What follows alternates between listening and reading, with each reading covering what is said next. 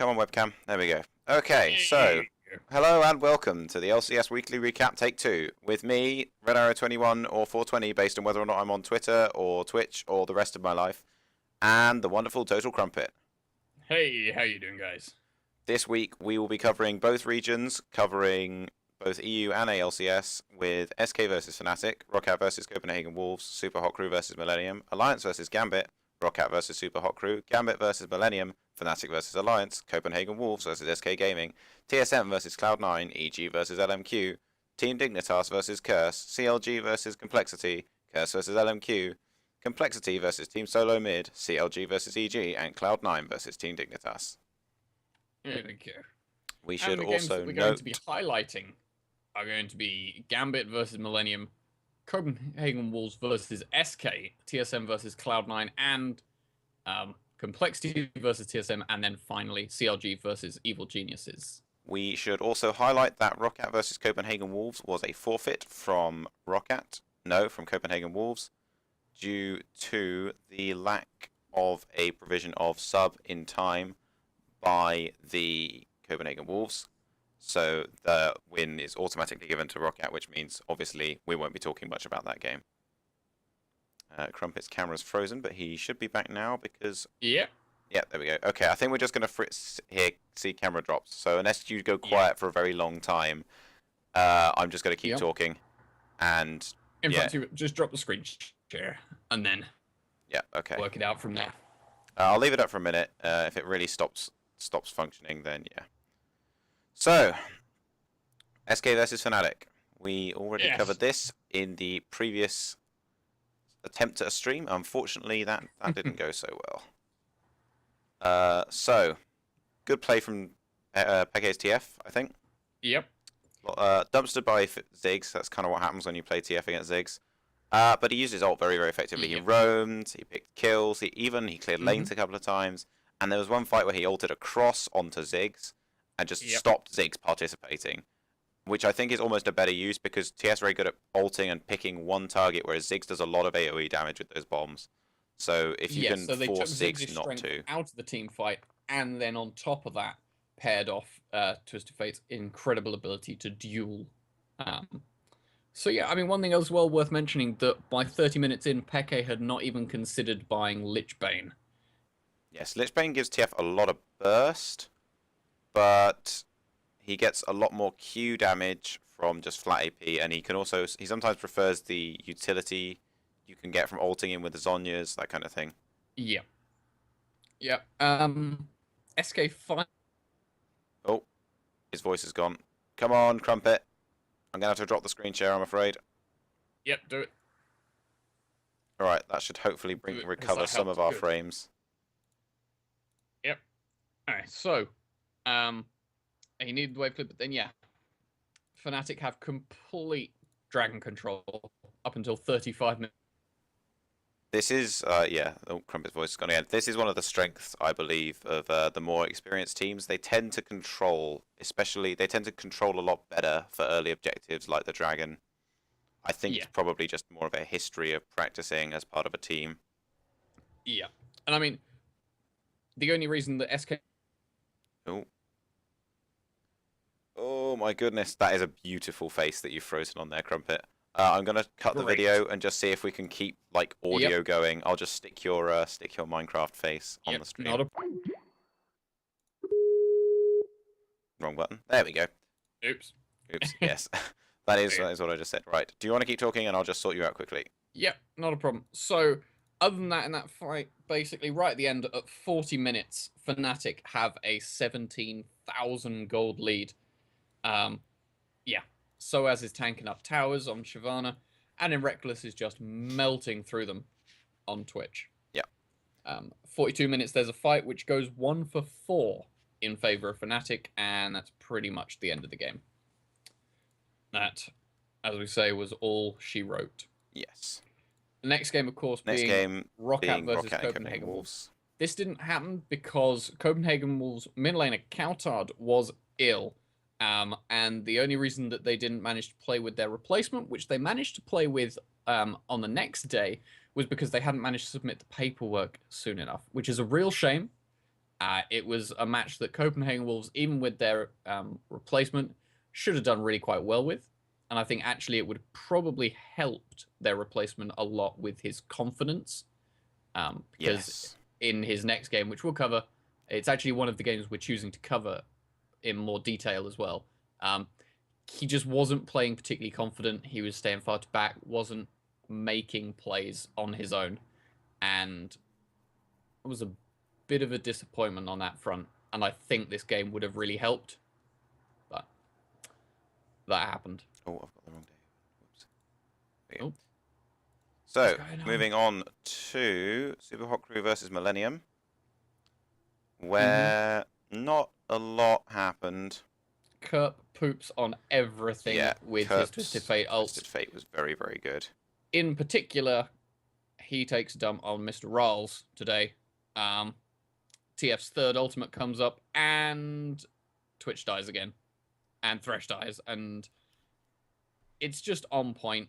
Yeah, having a fed TF ulting on you as Twitch is, it's almost the worst imaginable situation because for there you. is so little that Selfie can do to stop that when he's playing Kayle.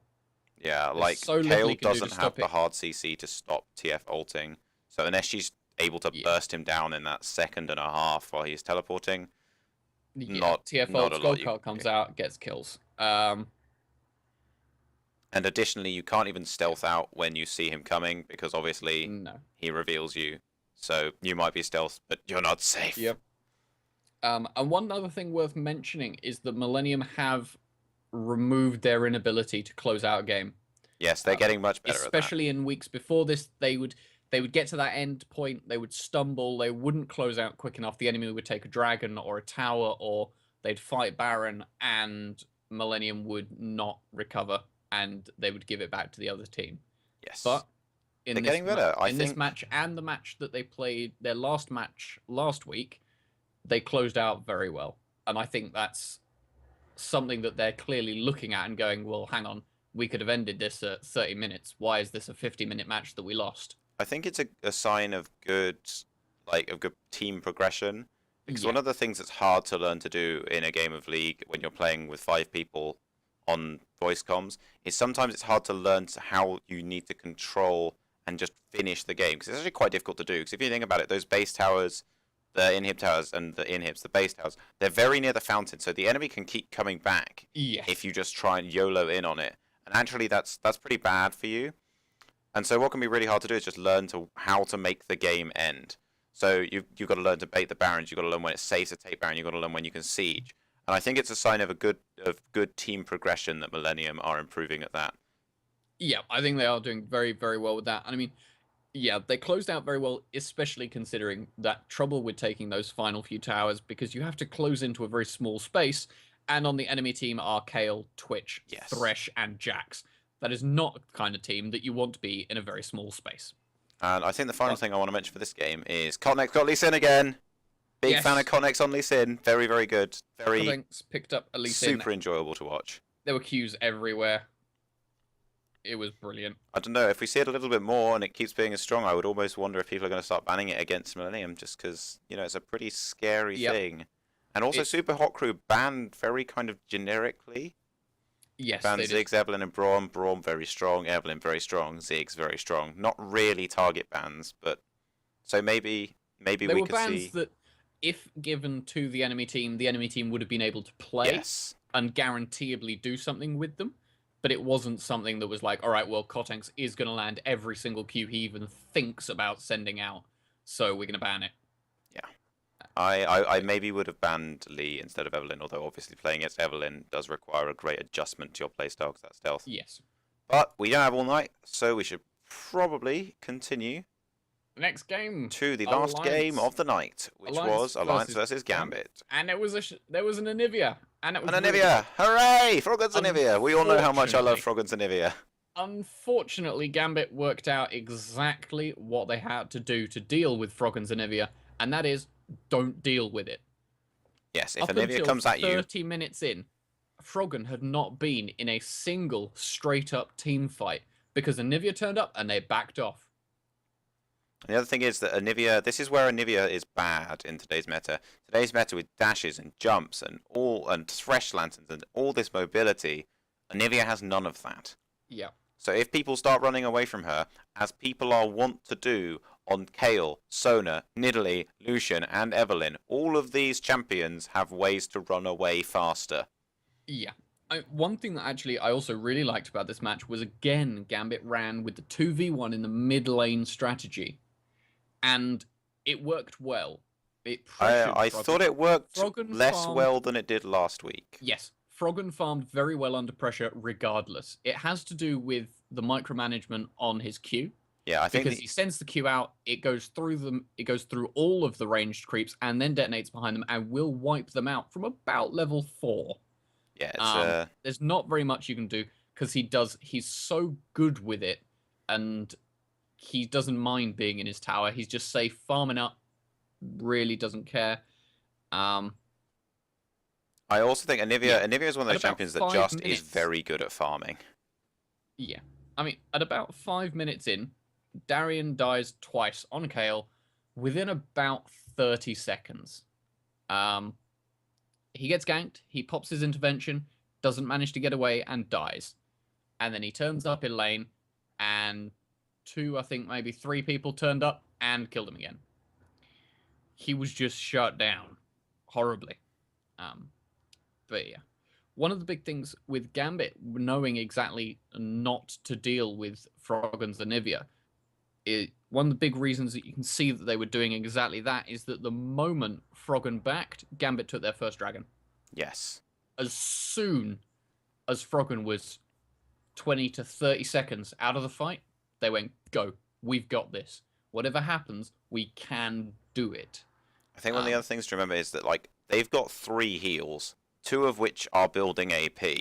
Yep. So that big burst of damage that I was talking about last week, either the stun into the E or the ult into the E, that's mitigated off very, very quickly if you've got your team nearby. So even if someone squishy like Lucian maybe eats that damage but manages to dash over the wall before he dies, like, he then takes a burst of health from both Kayle and Nidalee and some health from Sona, and, like, if he takes that twice, he's back at full health, even from near dead. Yeah.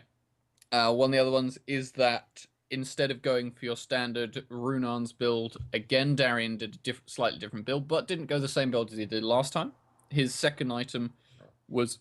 Oh, pardon me, hiccup. His second item was actually a Lich Bane into a Death Cap. Yes, Lich Bane on Kayle. Still going for a very strong immediate impact, but also still having that very big heal. Back in early season 3, I believe it was, Kayle's Q not only had a 1-to-1 scaling, but also amped all magic damage Kayle did by 10%. Yes. And Lich Bane was pre-nerf, which meant that you could go a 1-to-1 Q and follow it up with basically a 1-to-1 E amped by 10%. So that was pretty... But so it doesn't burst as hard as she used to, is what I'm trying to say. Yep. But with that Lich Bane, you will still take big old chunks off of Kayle's damage. 2 other interesting builds coming out was Tabs, instead of going for the standard Bloodthirster or Bork, actually went first item Triforce on Kog'Maw. Trinity Force, I think, is seeing increasing popularity on Kog'Maw. Partly his W is free, so it's basically a free Trinity Force proc. Kog'Maw needs to be able to kite. Yes, which is and very, that was very exactly important. why they did it, because they've got so much chase on the side of Gambit. If he didn't have that, he'd have just gotten a bit flattened. The other one is that Wicked. His first 2 items, he went Blade of the Ruin King and then Swiftness Boots, just so he could catch up with Darian and get those kills. Oh, I remember that. Yes, Swiftness Boots are such a niche item. Yeah, this is the one time that Wicked is ever even going to consider getting Swiftness Boots, and it did him favors. It really did, because as soon as he dragoned in, Kayle slowed him, sped herself up. He didn't mind. He balked her and then just kept chowing down on those angel wings. Yeah. And the other thing, I think it would also be good for Evolt. So there's not a lot of proper hard CC. The only hard CC is Sona's ult. Yeah. And that lasts a while anyway, so maybe mitigating with... Yeah.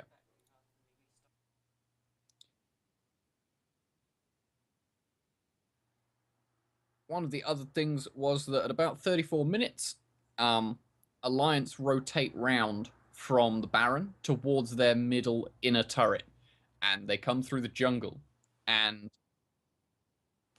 unfortunately, they walk straight into what had to have been planned from Gambit, because they came in from the Wolves into mid lane through that little bit of the jungle, and Gambit knew that that gap is exactly the same width as a crescendo. Yes. So Lee Sin followed a Q straight into the enemy team, and then Edward just crescendoed the other 4 members of the team. Yes. So Shook went splat, and the other team members had to disengage and just lose that tower. It was very beautiful, to be honest. And I saw it coming, and I suspect that Alliance saw it coming too, but knew that they had to do something and just hope that it didn't go quite that way. Yeah, I don't know. I almost would have expected I would give him the win to Alliance, but I think it was good control from Gambit.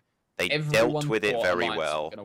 Everyone thought they were going to win. Alliance should have won. They're much higher up the table. Gambit maintains a record as a giant killer. Yes, that's definitely true.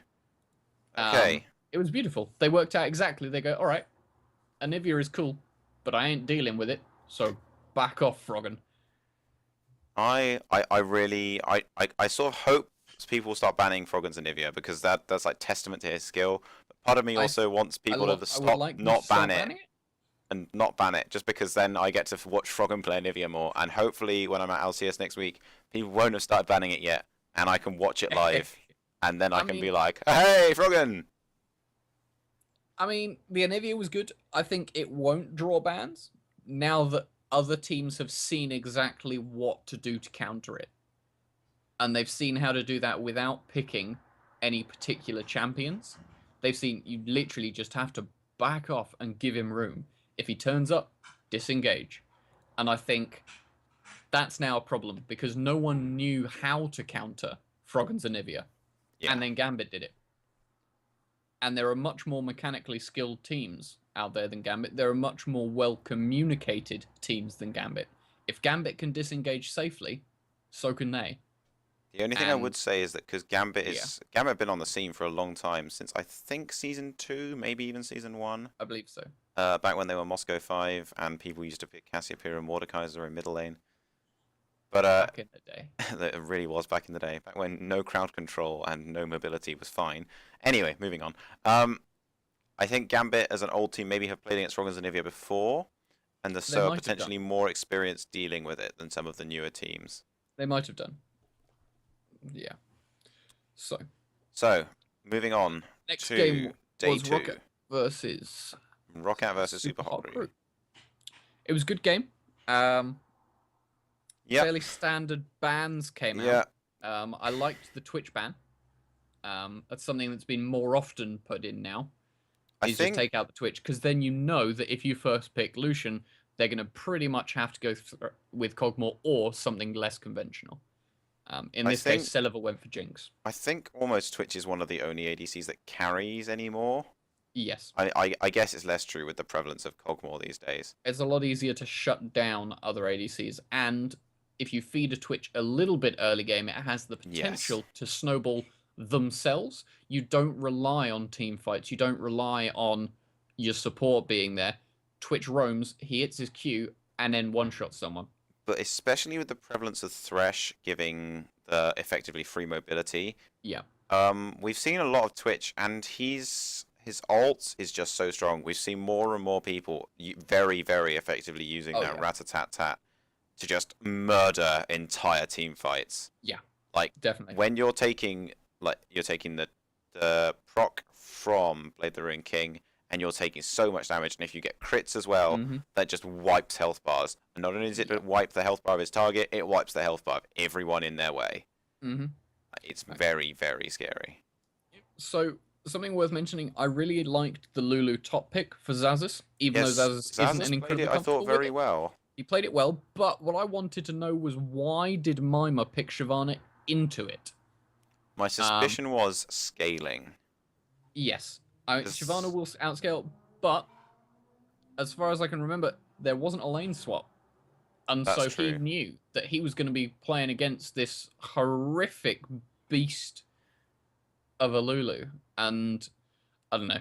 The other thing is, I find Shyvana is very, very strong against carries like Jinx. Because when I play Shyvana, what I do is essentially I ult the backline. And Jinx doesn't have inbuilt mobility except her passive.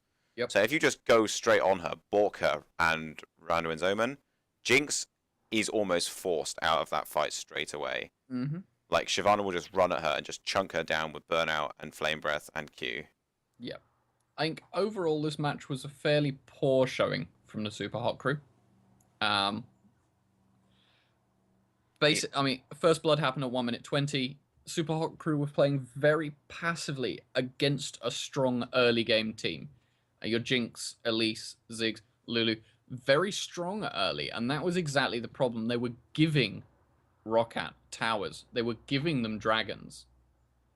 I liked how Roccat played it, though. There were several moments where Roccat kind of split. Both blues are taken. Super Hot Crew has only gotten 1 blue the entire game by 20-something minutes. And it's just destroying them. Selfie gets wrecked on Orianna because he hasn't got the blue, and so he can't even think about contesting middle lane with Ziggs. Yeah, if you lose out on blue buff as Orianna against Ziggs, you're going to have a bad time. I mean, even once you've got that Athene's finish, Ziggs is going to be pressing Q almost every time it's up. Yeah. And you just can't keep the pressure the same as Orianna. That QW is a very, very expensive combo to spam without blue buff. Athene's mitigates it, but it is an expensive thing to keep doing. Yeah. I mean, overall, Roccat knew Super Hot Crew wouldn't rotate as quick as they did. And that's what they did. The other thing they did quite well was they kind of combined... Roccat take Baron, then a tower, then Dragon, and Super Hot Crew don't even get a kill for it. They combined the pushing power of Jinx and Elise with the Ziggs Lulu kind of push and zone. So in one lane, the tower would be melting, whereas and the other, the wave would be going down, the tower would be taking enough damage for it to be a problem. And you're kind of stuck between a rock and a hard place, because then you go, well, do we go save the tower? If we get there in time, will the tower even be there? There's 2 massive attack speed steroids hitting it. Or do we go to the lane where we just get poked out, and they take the tower anyway? And it's like either, whatever you do, you're kind of stuck, because your towers are going down. Yeah.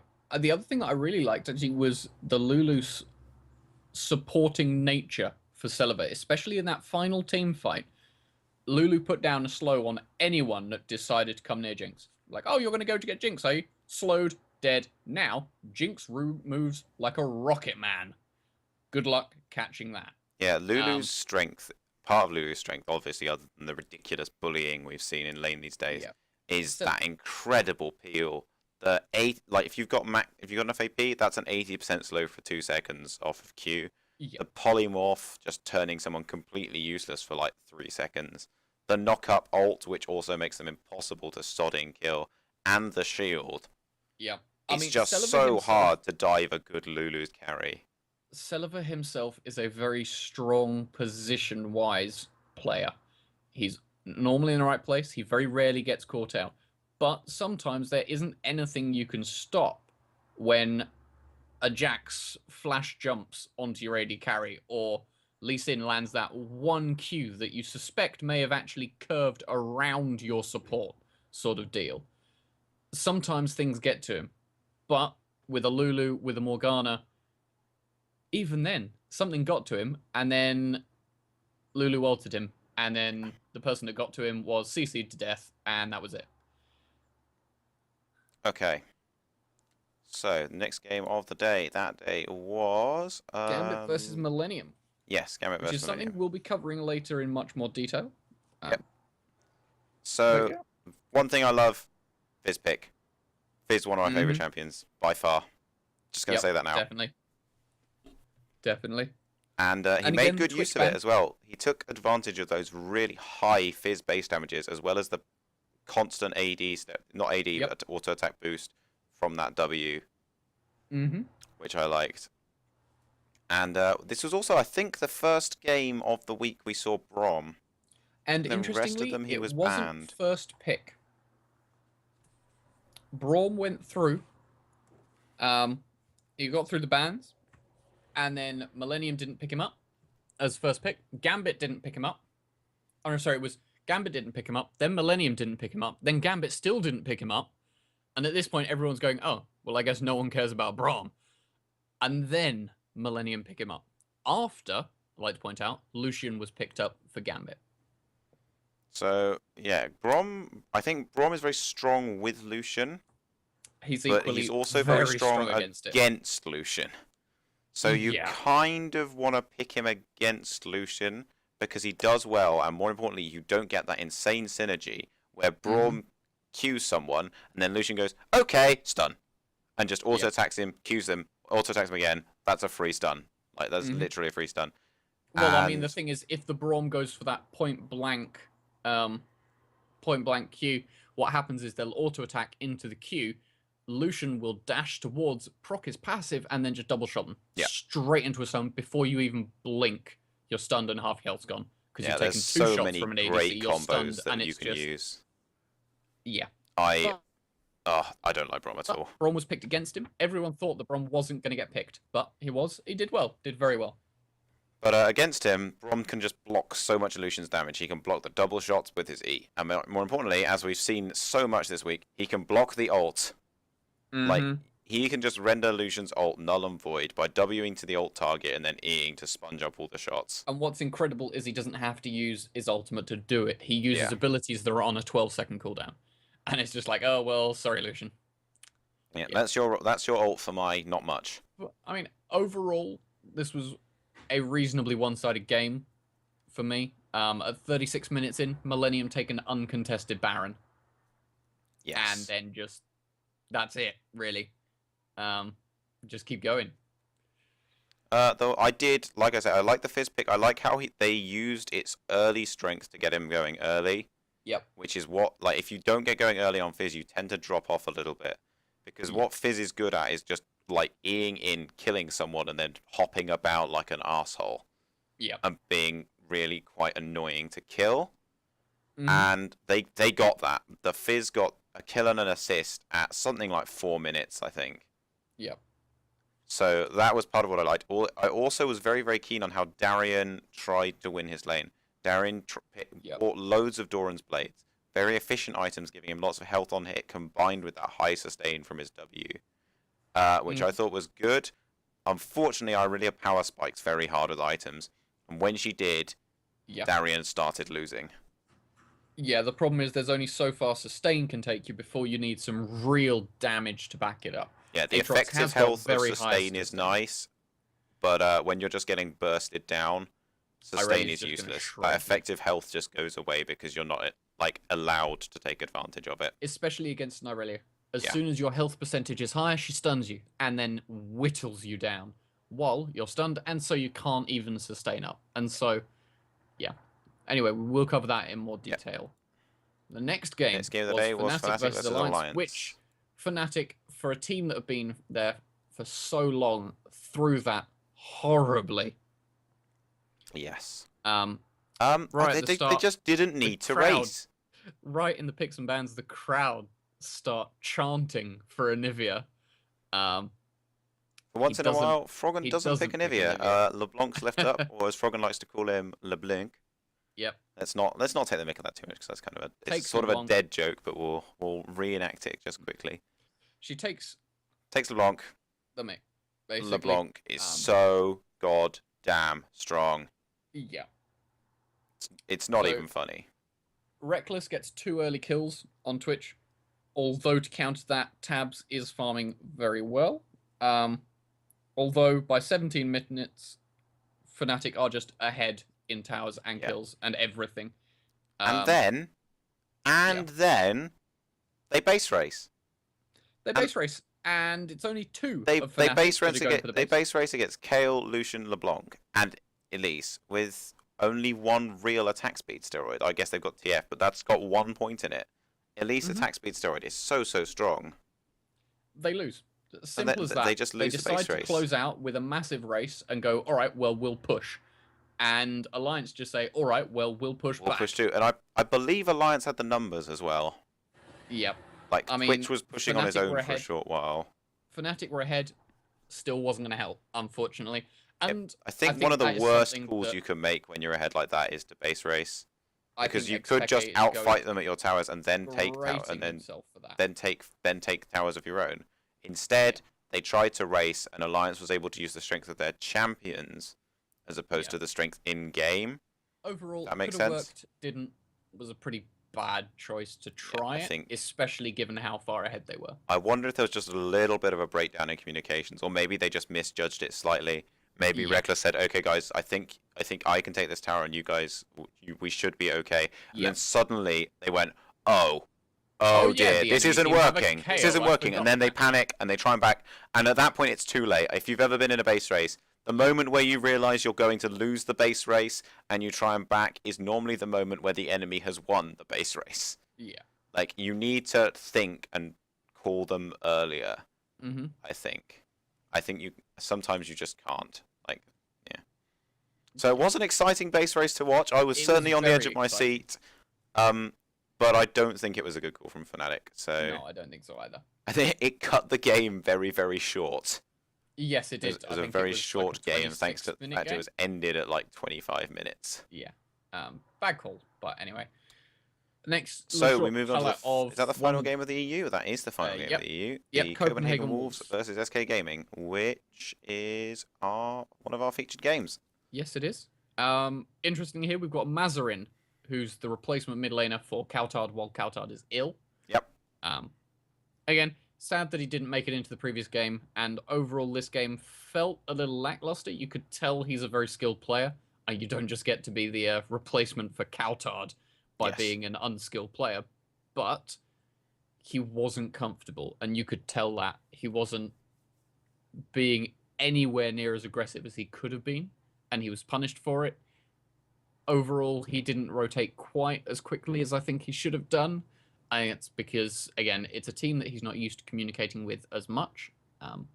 But hey, I think the other thing we should take note of, all 3 junglers were banned. Yes. Clearly, they have been watching our show. Copenhagen Wolves banned Lee Sin and Elise, while the second ban from SK came out as Evelyn. And that forced junglers to just go, wait, what do we do? So yeah, first pick for Copenhagen was Jax. That got through the bans, and everyone goes, all right, that's top Jax because we let it get through the bans. My bad. And so Freddy gets Renekton picked up because that's very strong against Jax, especially if you shut him down early, and especially if you're quite as confident on Renekton as Freddy is. However, that Jax was not for Youngbuck. It was not. It was a jungle Jax. Solo Q can rejoice. And for the Jax in the jungle has now been picked in LCS. Yeah, Shyvana went to Youngbuck top in order to sort of counter Renekton a bit. Unfortunately, Freddy still went ham and just punished Youngbuck. Which makes me wonder if he couldn't have made a better pick. I think Renekton is currently that kind of... Renekton almost dictates the top lane meta at the moment, because he's so strong that there's picks that, despite outscaling him, can't survive with his existence, because overall, he shuts them down too hard early on. Overall, I mean, I could have hoped for something like a Lulu or an Irelia, which both of them do very well against those melee big tank bruiser characters. Yeah, an Irelia would have maybe been nice. The nice thing about Shyvana is very good ball delivery, especially if the enemy doesn't have Thresh to flay you out of your jump. Yeah, and knowing that they wanted to get that Orianna for Mazarin being the comfort pick because he's out of his depth bit and things like that, I think the Shyvana was a good choice. In fairness, an Irelia Q will travel almost as far as a Dragon's Descent. That is true. I would suggest... So Irelia would sort of work as well. Yeah, I would suggest if you're not confident... if you group them up, her ultimate will do a lot of damage. Oh, man. Irelia's ult, if you catch 5 people with it, heals you much. I would suggest if you're not confident, like if you're a sub, you've not played much LCS, you're playing with people you're not that confident playing with, don't pick Orianna. True. She's very mechanically skilled. She's very easy to choke on. The other thing is she's very, very team-oriented, which is something that as a sub he wasn't confident on. He didn't get out, because in a team fight, they'll say who to focus. The shot caller will go, all right, focus this person. However, the individual skills are clearly all left up to the players, and Mazarin choked. He held onto that ultimate for far too long, and by the time he used it, it was to pick up one person from the disengage. The thing about Orianna is she's so team focused. You kind of need to know who to put the ball on when. You need to be communicating with your team. I'll shield you. I'll dissonance you. I'll catch them with QW. I'll ult them. I'll put the ball on you. You go in as soon as the ball is on you. Yeah, that's almost the more you play with your team, the more that will become non-verbal, and you'll just understand how each other plays. If you're playing as a sub, you haven't got that. Those split seconds when you're saying I'll put the ball on you, is the moments where you miss the initiate. Yeah, I think. Yeah, very strong team composition from SK as well. Picking up that Jarvan in the jungle, which was very nice, I thought. Especially when paired with Kayle, Twitch, and Braum. Now, Kayle's AoE is just about the same size as Jarvan's Cataclysm. Yes, and paired when we also consider Rat-a-tat-tat will go through everyone inside the Cataclysm, and Braum's ultimate is the same width as Cataclysm. It was a hugely strong team fight, especially to counter that Orianna. Orianna's got a brilliant AoE team fight setup. Same with the Shyvana, Lucian with his culling, and Jax leaping straight into your team with a counter-strike up. They just had a better team fight.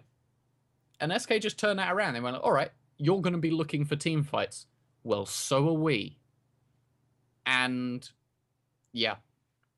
I sort of went that way, really. Okay, I'm afraid we might need to speed up a little as people currently wish to speak with me.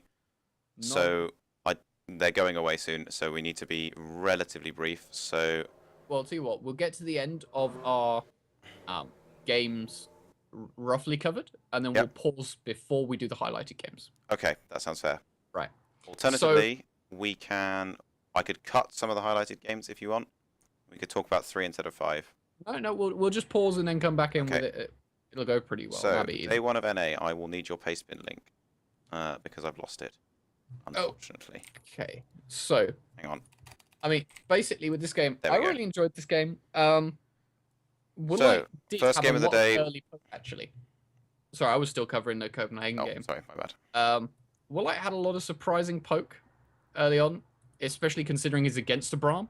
Yeah. Showing you exactly how to counter Braum. Yes, Braum doesn't do well against being hit. Basically, he's designed to stop other people being hit. If you hit him a lot early on, he has issues because he doesn't have any inbuilt sustain. The only sustain he can have is the relic shield heal, and obviously that's not really sufficient. So heavy harass from. Who am I getting messages from? That's you. Me. There we go. Yes. Yeah, very heavy harass, but then still stop picking Lucian into Braum, please, people. Lucian is a strong ADC. Fine. Not disputing that. Stop picking him into Braum. Braum's E stops your ultimate from working.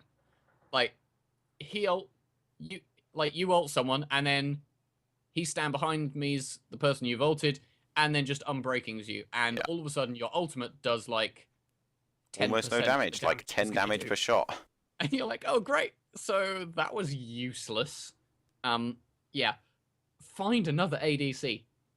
In fact, one of the good things here in TSM versus Cloud9 in the next game, Corki is picked up, which works very well. So cool. But anyway, I mean, yeah. Can we move on to the next game? Or, because obviously we're going to be covering this one in a minute. Yeah, so... I mean, realistically, this game snowballed very quickly for SK. By 17 minutes, you had both the Nash's Tooth and Runan's Hurricane on Kayle. There was a Dragon play at 23 minutes that went very heavily in SK's favor. Jungle Jax was just too slow. At 35 minutes, the end of the game happens, and SK are 18,000 gold in the lead. Yeah. Jungle Jax couldn't do what he needed to do. He didn't have the early presence. Yeah, Jungle Jax, I'm not convinced. So I will say that now and elaborate later. So, yeah. So, anyway, next game. Week 3, week 4 even, and we're on to NA. I don't know why I'm talking in this accent. Yes, we're moving on to the NA scene for the first time. Cloud9. TSM versus Cloud9. Very, very we've seen this before. TSM, good team. Cloud9, good team. TSM always lose to Cloud9.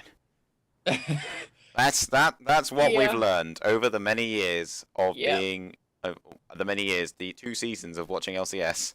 We've learned that TSM lose to Cloud9, but not today. With this new and improved lineup from TSM, with Glebe Glabu and amazing. Instant pick, first pick, Corki. I've got to say, Wild Turtle loves his Corki. Like, I see him play a lot of it. He picked it as much as he possibly could when it was OP at Worlds. Yep. I think Wild Turtle is a big Corki fan. I don't recall if he said he likes Corki, but he does seem to play it a lot. Turtle does do very well. It's not one of the big 3. It is very strong with the Trinity Force buffs from last season. And I play it in solo queue sometimes because it's fun. But we'll skate over that. Yep. And Rengar was picked up. On top of that, we've got Rango. Rango Kitty Cat. He's just been allowed to be played. And he's been picked by Meteos. Yeah. Meteos is a very innovative jungler. He also has his very own unique style of farming a lot. Which slightly, I'll be honest, grated up against Rengar a bit. Yeah, I do like it, and I'll talk about why once we come back onto this. But I like the idea of the Meteos style combined with Rengar jungle. Yeah. And again, this is going to be one of the matches that we do cover in more depth, so we'll just briefly overview this. Twisted Fate was picked up for Bjergsen against a double stealth team, which of course is very strong. That the true sight of everyone. I wonder if Rengar and Twitch are coming to gank. Amazing. Ultimate! No, not going to happen. Oh look, they're going to turn up and they're about to kill me. Well, I will just be back at my base. Yes. Yeah. Interestingly, we go for much more vision in the jungle. Yeah, the Sightstone scene on Elise, which is very new. Which he actually gets. I suspect that might be Loco Doko's influence, you know. Yep. I think the Koreans place even more value on vision than we do. But it was clear in this game, against a Twitch and a Rengar, you have to have that vision. And it was something that you need to know when they're coming to kill you, because otherwise you don't, and they kill you. There were 2 Sightstones. By 10 minutes in, there were 2 Sightstones on TSM, and they just knew, all right, Rengar's going for our red buff. Well, we'll rotate round. Or, oh look, Twitch is going to try and gank someone in mid lane. Well, I wish we saw him coming. Yeah, I think that vision's very strong. Final thing I want to say about this game, Glebe has improved immensely. Glebe, oh my word. Last week, Glebe was a little bit inconsistent, I thought. I think he's a good player. He's clearly mechanically skilled because he's high in solo queue, which doesn't happen for free. But I think he's new to LCS, but he's definitely improved. There were so many great flays in that game. Shyvana would ultimate and Glebe would flay. In fact, there's one point where Glebe anticipates Shyvana's ultimate and pre-starts the flay. He begins to flay, and Shyvana jumps into it and just gets, like, noped right in the face. But anyway. Okay. Next match. Evil Geniuses versus LMQ. Yes. So LMQ, I'm actually growing to love LMQ quite a lot. People don't like them because I think they basically came over here because they thought they'd do well. But they're all nice people. Like, you see interviews with them, they're quite humble. They're also very polite, and then team-oriented. Yes. Everything they do is 5 people. You can see that. No Name is one of the few Nunu jungles we've seen being successful in the NA scene. It was popular when Nunu was not when Nunu was buffed, when the jungle was changed so that Nunu was ridiculously good for it. But he's really good at making an impact, controlling both sides of the jungle with that consume, and also like being very effective with the attack speed slows of his ult and his, I think it's his Q. Is the Ice Blast? Someone's probably going to correct me on the VOD, but I think it's his Q. For Nunu? Yes. Maybe it's his E. I think it's his E. I'm pretty sure his Q is the Consume. Okay. But anyway. Yeah, last ban coming out from LMQ was Corki. Which I don't think anyone saw coming. I don't know, because I don't believe I've seen Altec play Corki. Altec is known as a great Corki player. Yeah, I've not seen him do very well with Corki. But yeah, Lucian was picked into Braum. Story of my day. Stop. Who picks up the win? The blocking of the ult. It, man. Like, come on, your ult doesn't work if there's a Braum on the enemy team. It just doesn't. You might as well not have the button. Interestingly, there's very, very good communication for EG, even though LMQ is a much more team-oriented team. Yes. Helios is everywhere. Helios, I believe this is Helios's debut week. That make sure LMQ can see it. Helios turns up in top lane, doesn't make a gank, just comes up and sits on a ward, lets them know where he is, and then seconds later he's in mid lane, lets them know where he is. It's a mind game. And LMQ couldn't do very much. They were kept very much under wraps in the early game by Helios's Lee Sin, because if they stepped out of line, he queued them and someone died.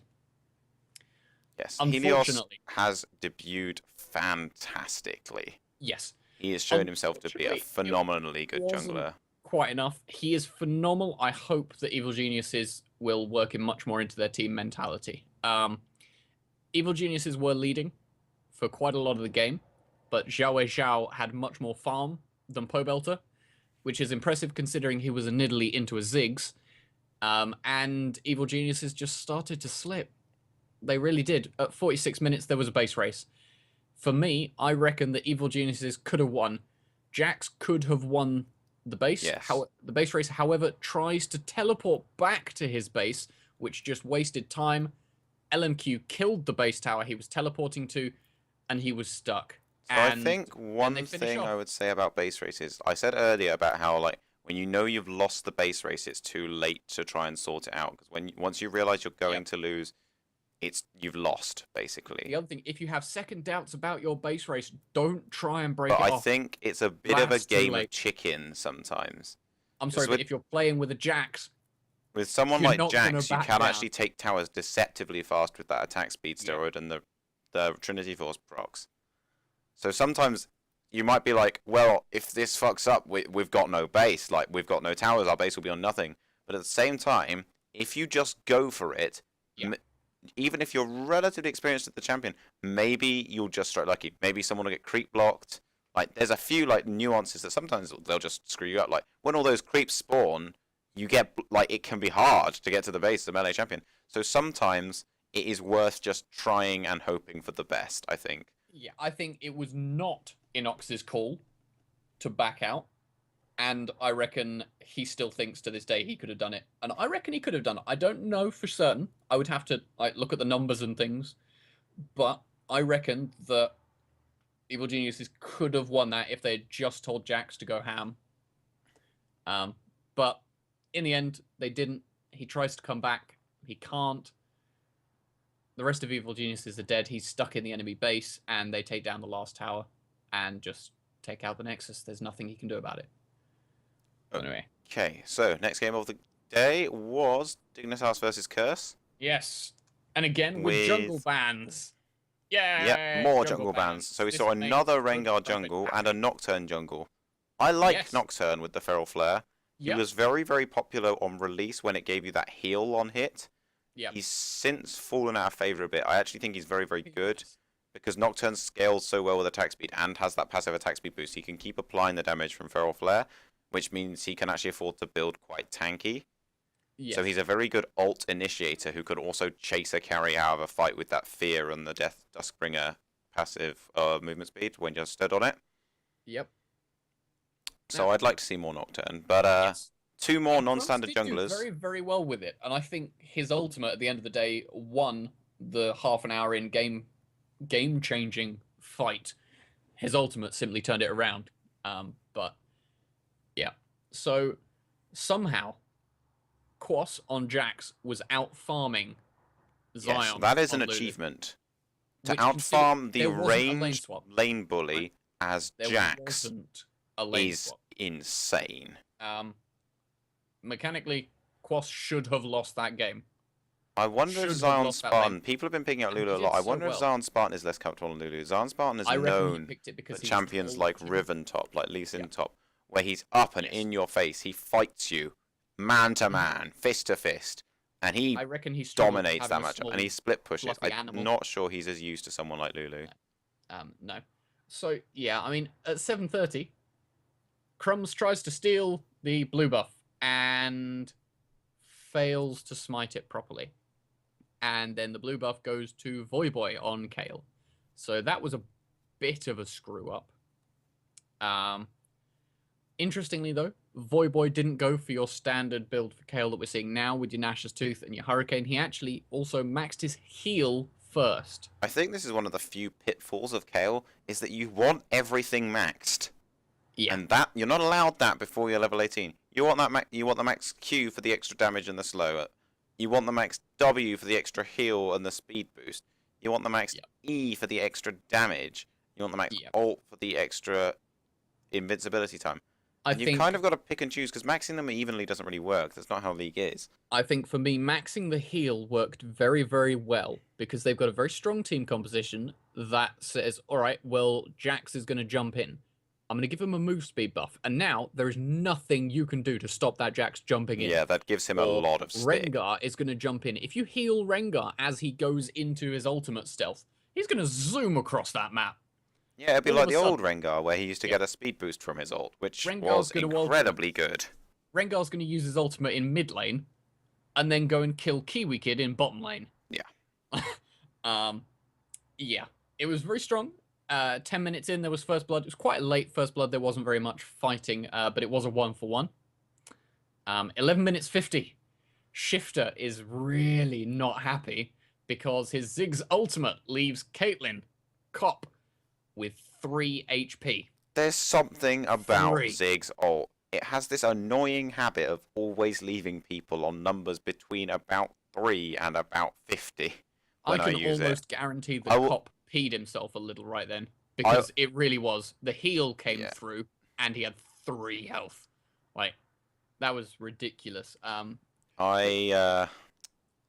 have this history with Ziggs ult where I'll go, let's Ziggs ult them so they die. The Ziggs ult lands and they get away on almost HP. It's very frustrating. I don't know what it is. Maybe I just slightly overcalculate Ziggs ult damage.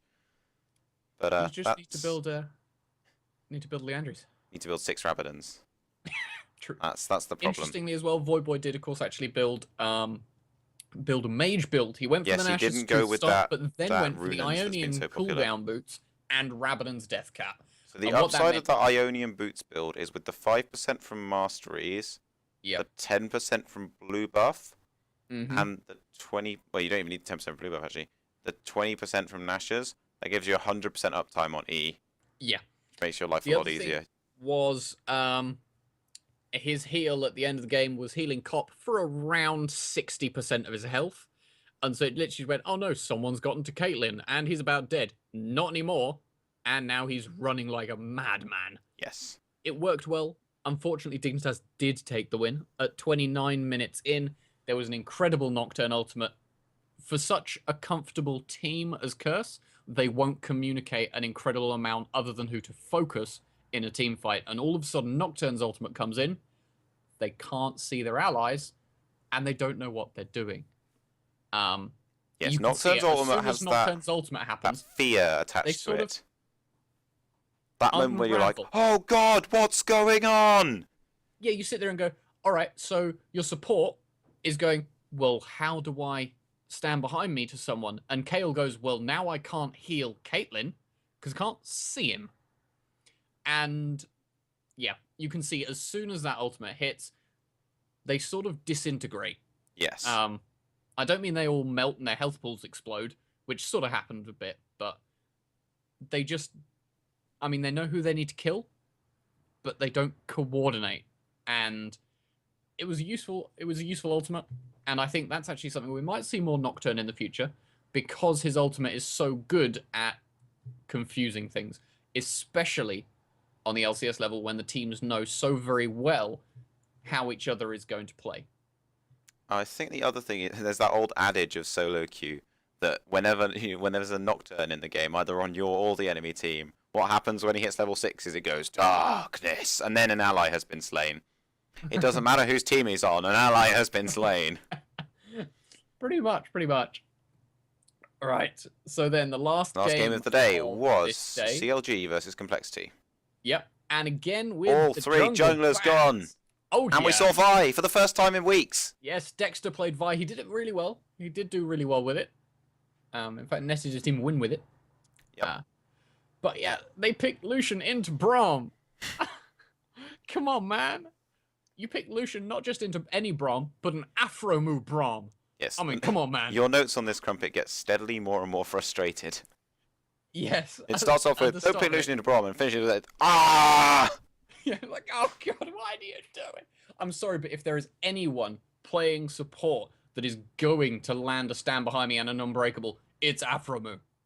Afromu is a very talented bother. Support. Like, come on.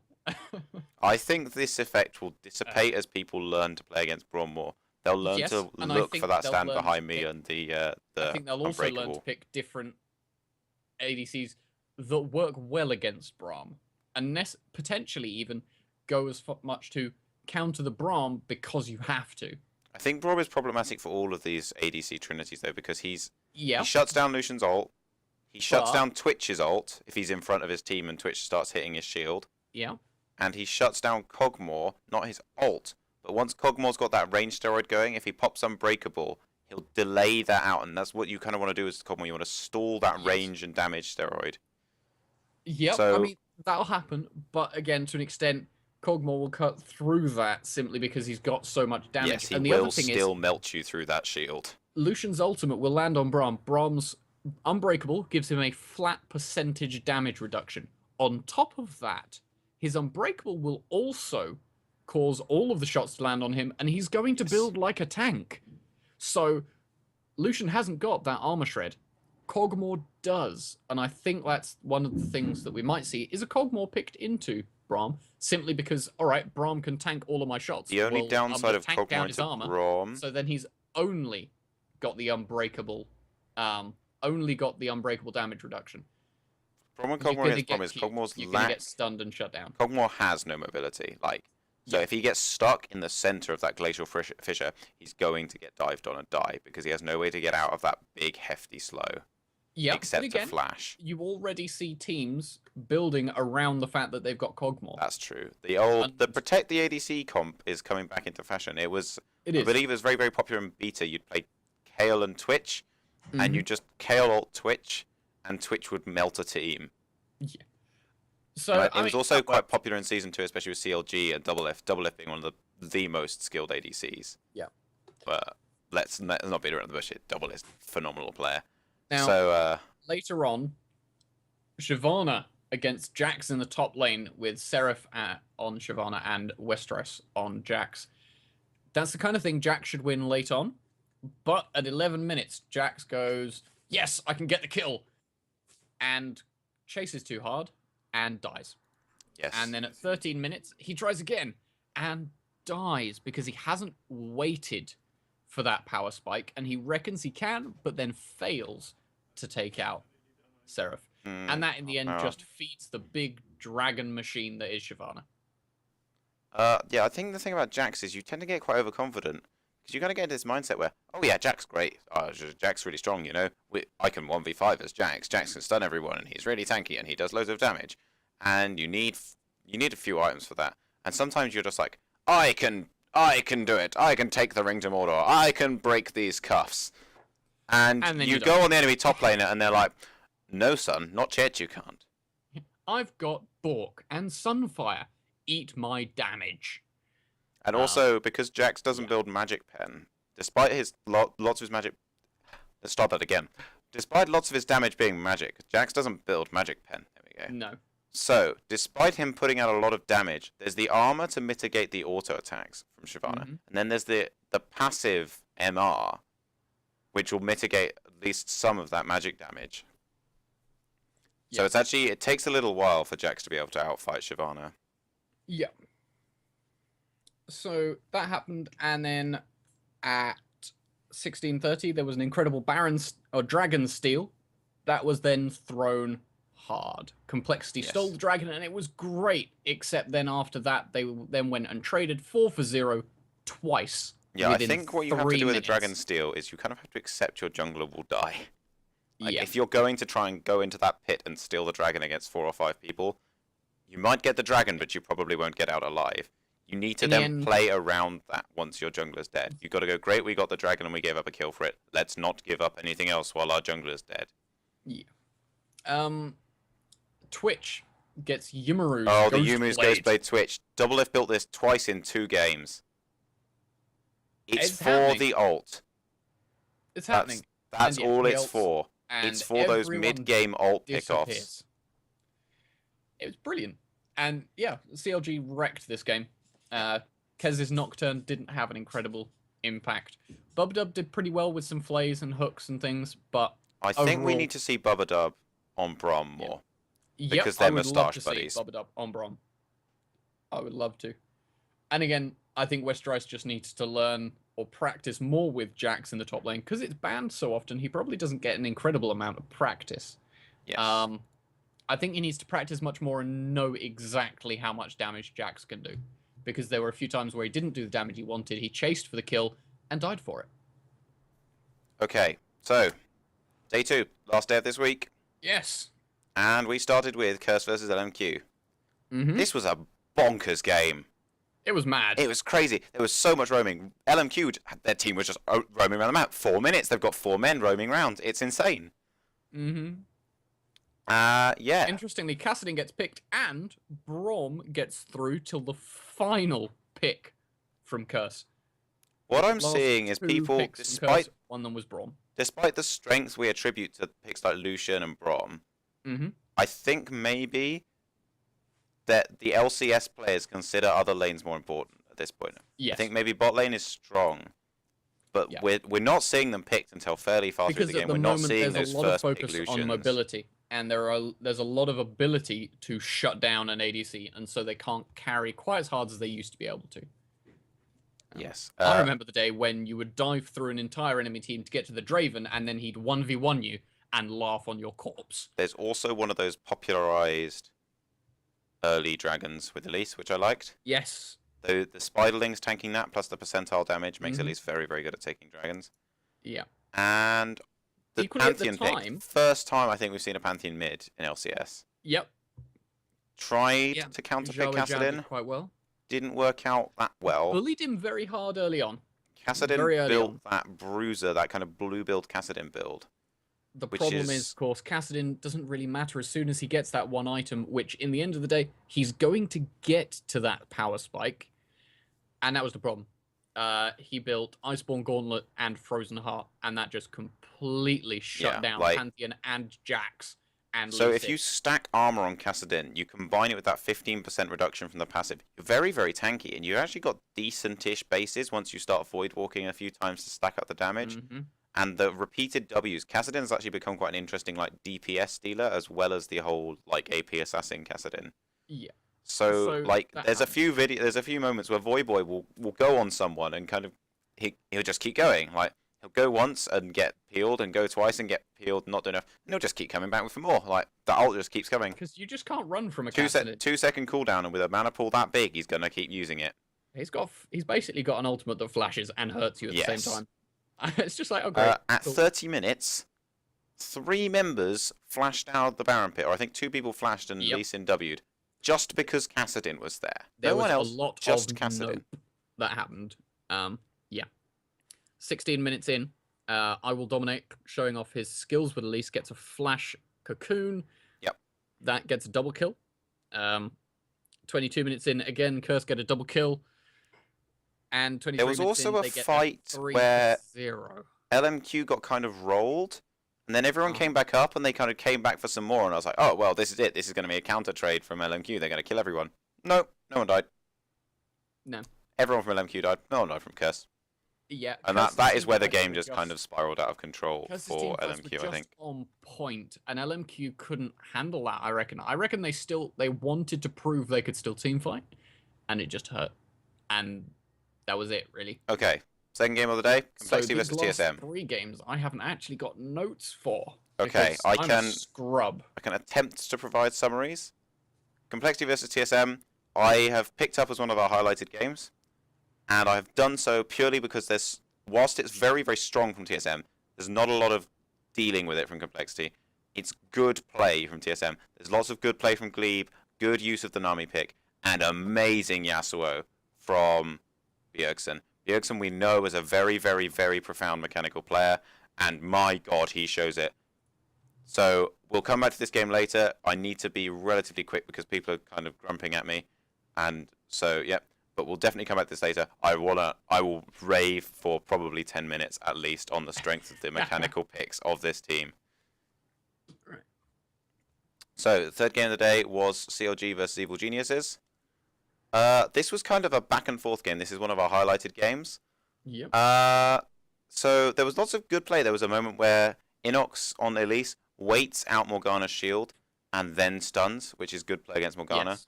But it was kind of like thrown and counter thrown. Like there was this early lead from EG, and then the double lift pulls them back, and then they initiate on Twitch, and they don't follow it properly, so they throw it again, and then CLG throws with a really good fight from EG, and then EG throw again. But they're good fights from both teams. But it just feels like there's moments where maybe they shouldn't have gone for those fights. They should have reconsidered. Like they shouldn't have been taking the fights that were good fights for the other team. Yeah. If you understand me. It's hard to quantify, but I just think that maybe a little bit more thinking would have made this game go slightly more smoothly, perhaps. Yeah. The other thing I would like to highlight about this game is that, god damn, this Nidalee, we're seeing more and more by being reworked. Those spears make it so hard to win. Mm-hmm. If you're sieging a tower, you eat 2 Nid spears, your team can't fight. There's so much damage on you that it's unsafe to be there suddenly. So a good Nidalee just kind of screws you. Yeah, I mean, a lot of the time when you see all these throws and counter throws, the teams are trying to make those plays because they see that the game is so much in the balance. I think the problem is that they don't always calculate just how much damage they'll do. The final thing I want to say about this is I was on Twitter while I was watching this game, and Sky, who I'm sure is well known to a lot of the League community, as he's very, very funny if you haven't heard of him. Go look, I think his channel name is Greg Idiot, if for some reason you've heard of my channel but not his. He's very, very funny. He's an American comedian. His stand-up, not that funny. League humor is hilarious. He does a lot of videos where he kind of critiques the League mentality. Anyway, he was tweeting at the time, and one of the things he tweeted was, man, this game of CLG versus Helios and some friends is great.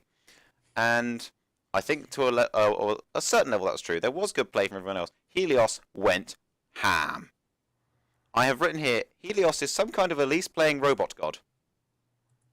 Because my god, he is very, very good. And I'll come back to the whole picking up players from Korea later, because I want to finish up our summaries now. So the last game of the day was Cloud9 versus Dignitas. Not a lot to say about this, really. However, Dignitas picked Ahri. Ahri is Shifter was basically known as the only Ahri player post-nerfs. I used to play Ahri. I'm not afraid to admit it. She could ult on someone at level 6 and kill them without hitting 2 of her skill shots. Little bit OP. But since then, she's very reliant on that charm. And one thing I would say, she built Athene's first, which has become more and more prevalent even on these assassin mid laners because they have to control their wave. They have to be able to keep pushing. Because the prevalence of things like Ziggs and even things like Nidalee, they can clear waves quite quickly. Mm-hmm. So people have been taking Chalice builds a lot more. Even on LeBlanc, you've seen it. Instead of DFG. I think Ahri needs that DFG. Like, you see her ult, and those tone downs to her scalings to her base damages. She's just not able to get enough damage down. Even with the boost from E, I think she's just lacking it now after the nerfs. I think you need that DFG. You need to get that ball rolling as soon as you've got the DFG. You've got to ult, hit the E, pop everything, get a kill. And then you can start getting going on Ahri. Then you can start killing people with your ult more frequently. As soon as you get 1 or 2 kills on Ahri, you will start to snowball. The problem is, I think, that we're not going to see a lot in the LCS, is that it's so hard to guarantee that. Yeah, and even with the get that start, charm, she is useless. It's a very short CC at early ranks. It's difficult to hit. And even if you hit it, you don't always guarantee a kill without someone else there because Ahri has been nerfed so hard. I was sad to see Ahri nerfed so hard. I understood why, but I think maybe she just lacks the strength to be a reliable pick. Even though Shifter is known for his Ahri, or at least at one point was known for the strength of his Ahri.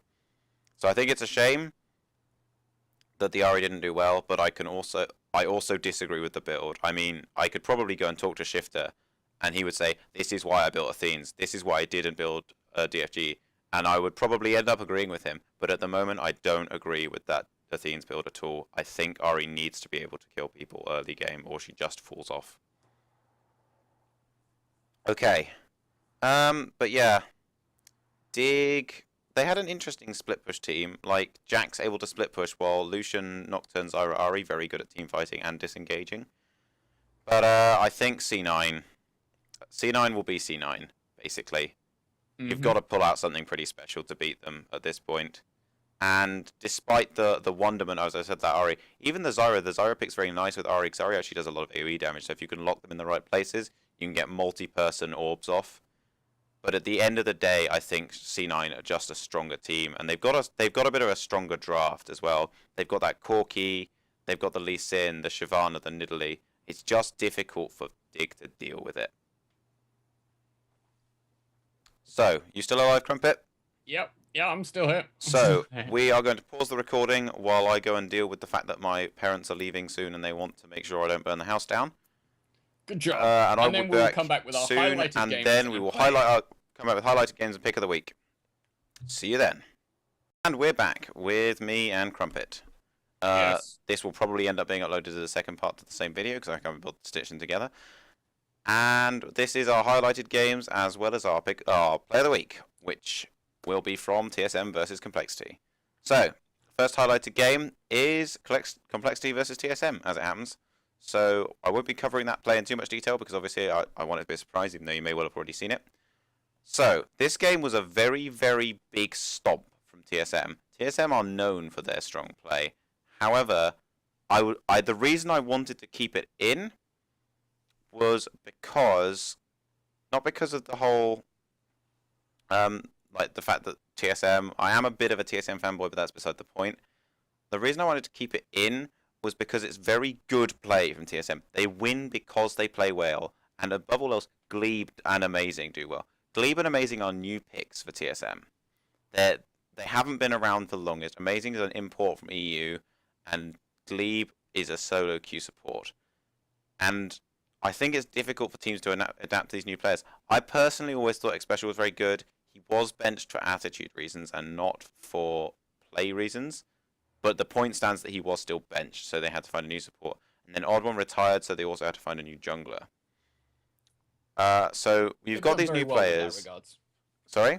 They've done very well in that regards. Yes. They've got these new players, and they've been a little bit wobbly. Like, we saw TSM, I think they were top of the last split, I can't remember. They were very, very, very strong. And they've been strong for a long time. They are a strong team. And so they were a little bit wobbly for TSM. They were still doing well, but for TSM they dropped off a little bit.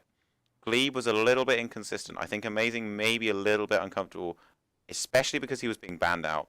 We saw games where he played Volley Bear because all his junglers were gone. But now I think maybe people are almost afraid to just ban all those junglers and basically let TSM get other picks. So we saw Amazing on this game playing Lee Sin, which he's always said that he likes to play Lee Sin, I believe. Yep, he's always been very I remember when he was doing an AMA, he was quoted as saying something like, "I can play Lee Sin and Elise and Eve," and there was someone else in there, but I can't remember who. And then Cloud9 banned all three and picked the other one, and poor Amazing sat there like, "Oh, what do I do now?" I think the other one might have been Xin, but I'm not certain. But there was lots of very good play. There was also incredible mechanical play from our Lord and Savior, the mighty Burger King. So much phenomenal Yasuo play. There's the play of the week in this game, which is his Yasuo. There's also this great moment when he just makes phenomenal use of that dash, dashing to anything and everything to fly across the map. Almost literally, he just goes and he goes and he goes and he's out. Like, he's caught by something like 3 people, but he doesn't die. Lord no, he just dashes like there's no tomorrow, and he gets out. One of the things that Yasuo can do. One of the things, for instance, in his spotlight they showed, if you're at the rates, for instance, if you're at the white, you put a ward over the wall and you can actually leap to the minion. Yes, he can dash thin walls. And it's something they showed, and it's something that no one's really done recently. It's quite difficult to do because you have to position something to dash to almost right against the walls. Obviously, if it's an enemy, it's not going to let you do that. Yeah. But that I have seen a few times. Has always been a very good mechanical player. I have seen a few times people jungle Yasuo will dash through their creeps to get extra damage on them, and they'll accidentally dash through a wall. Yep. And that resets the camp, and it's always hilarious to watch. Seen that before. But the dash is very strong, especially because it's a set distance. Like, it doesn't just dash you 2. So in fact, if you're right up in someone's face and you don't want to be, if you dash to them, you get a small distance away from them, which is quite convenient. I also was very keen on this comp from TSM. Yep. They have comped for Yasuo. They've got that Lulu ult, which they can follow a Lee Sin up with and grab 3 or 4 people with the knock up, instantly follow Yasuo.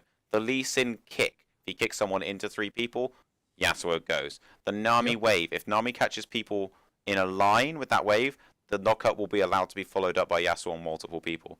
And there's lots of peel for Lucian, as well as the lock up for Yasuo thanks to that Nami. So Yasuo is very able to go in and do his job in that comp. So I like that. And there's also a great play by Amazing, which is this is my clip play. This week, instead of downloading and clipping together clips, I've taken one clip from YouTube in an attempt to be slightly less like internet sufficient and also to get higher quality clips, basically. So this week, the clip from Complexity versus TSM is a wonderful moment where Glebe goes to bubble someone, and I don't know whether he misses or whether he overshoots or what.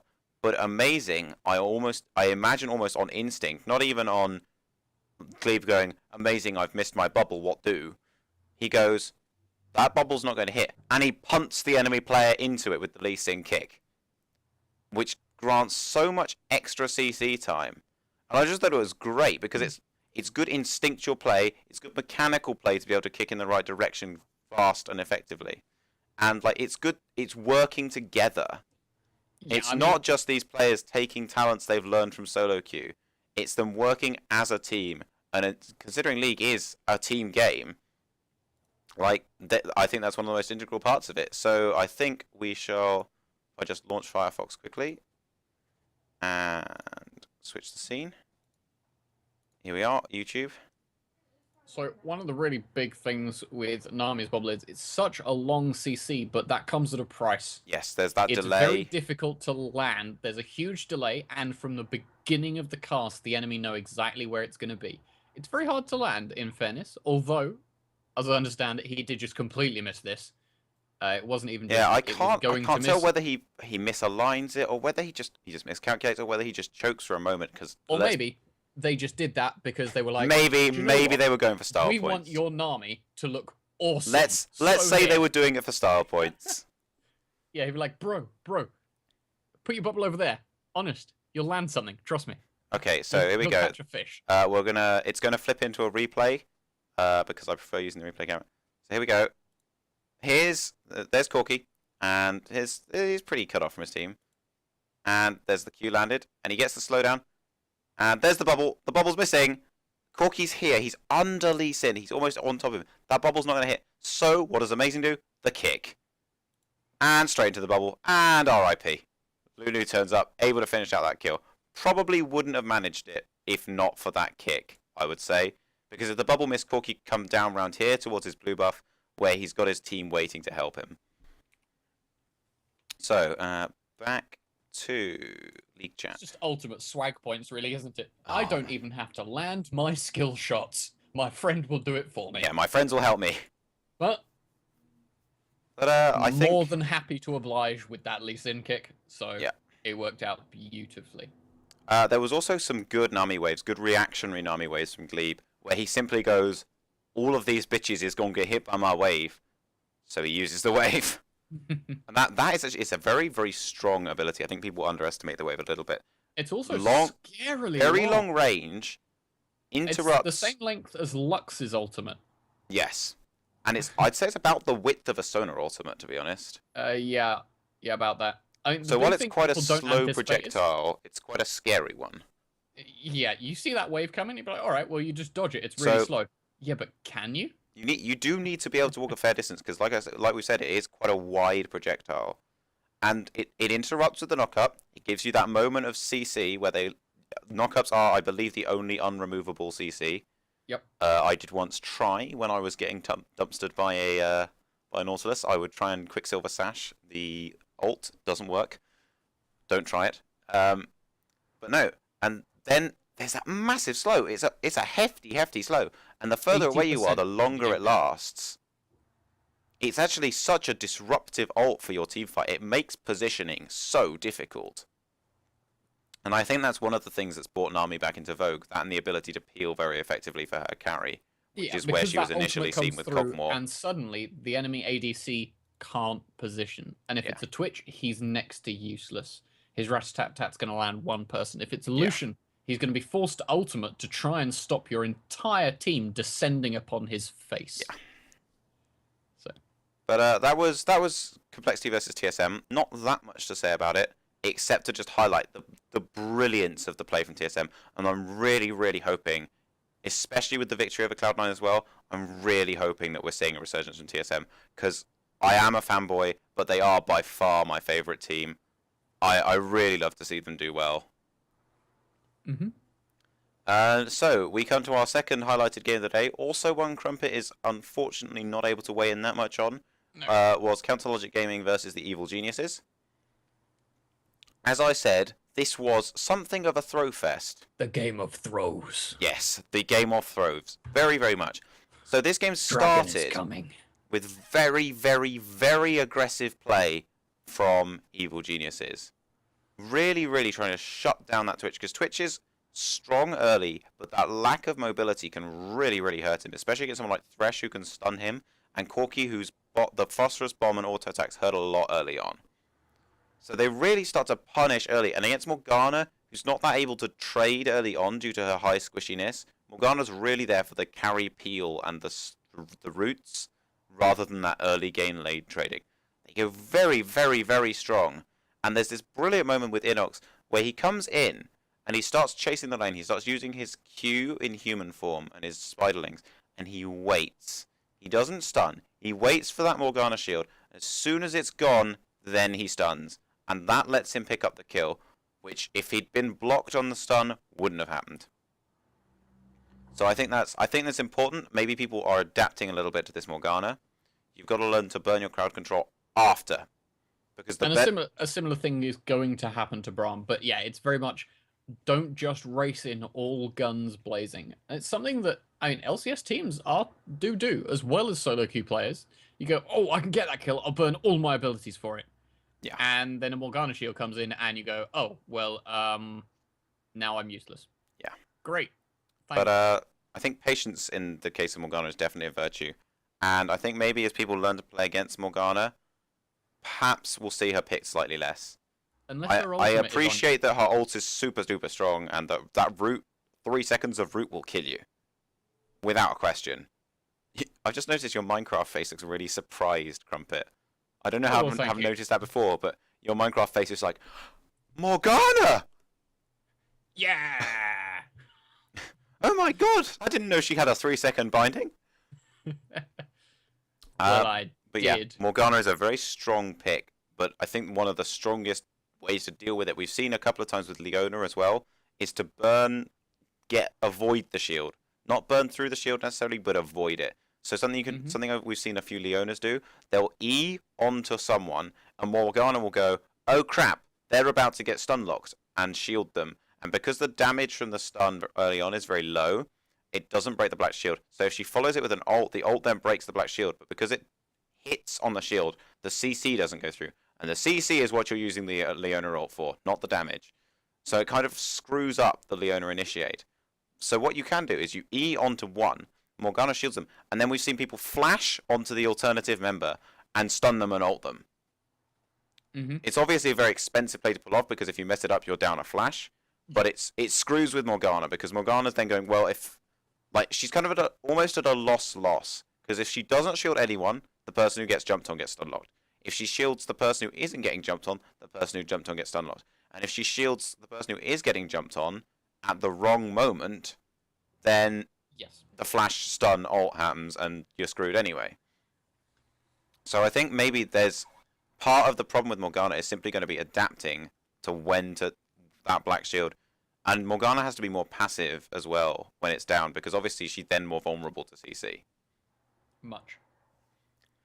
But so we've got this early strong pressure from EG, and then Doublelift and the gang, as we shall refer to CLG for a bit, they just start rotating. They do very well. They rotate to lanes. They start pressuring out their own lanes. They start being the aggressors, and that's some of League is sometimes like just being aggressive scares people into being defensive, and being the aggressive means you get to dictate how the game goes. And sometimes, like, just being aggressive, people think, oh, well, maybe they know something I don't. Maybe we shouldn't be aggressive here. Maybe we shouldn't deal with this. And they start playing defensively. And this is almost what happens. CLG just go very, very aggro, and they start doing a lot of work. And this is kind of cemented when there's not, like, CLG are starting to pull ahead. Like, they're starting to use Doublelift's high mechanical skill, his ability to farm, the J4 pick to put out more pressure, the scaling of the Shyvana pick over Renekton, and the strength of those Nidalee Spears.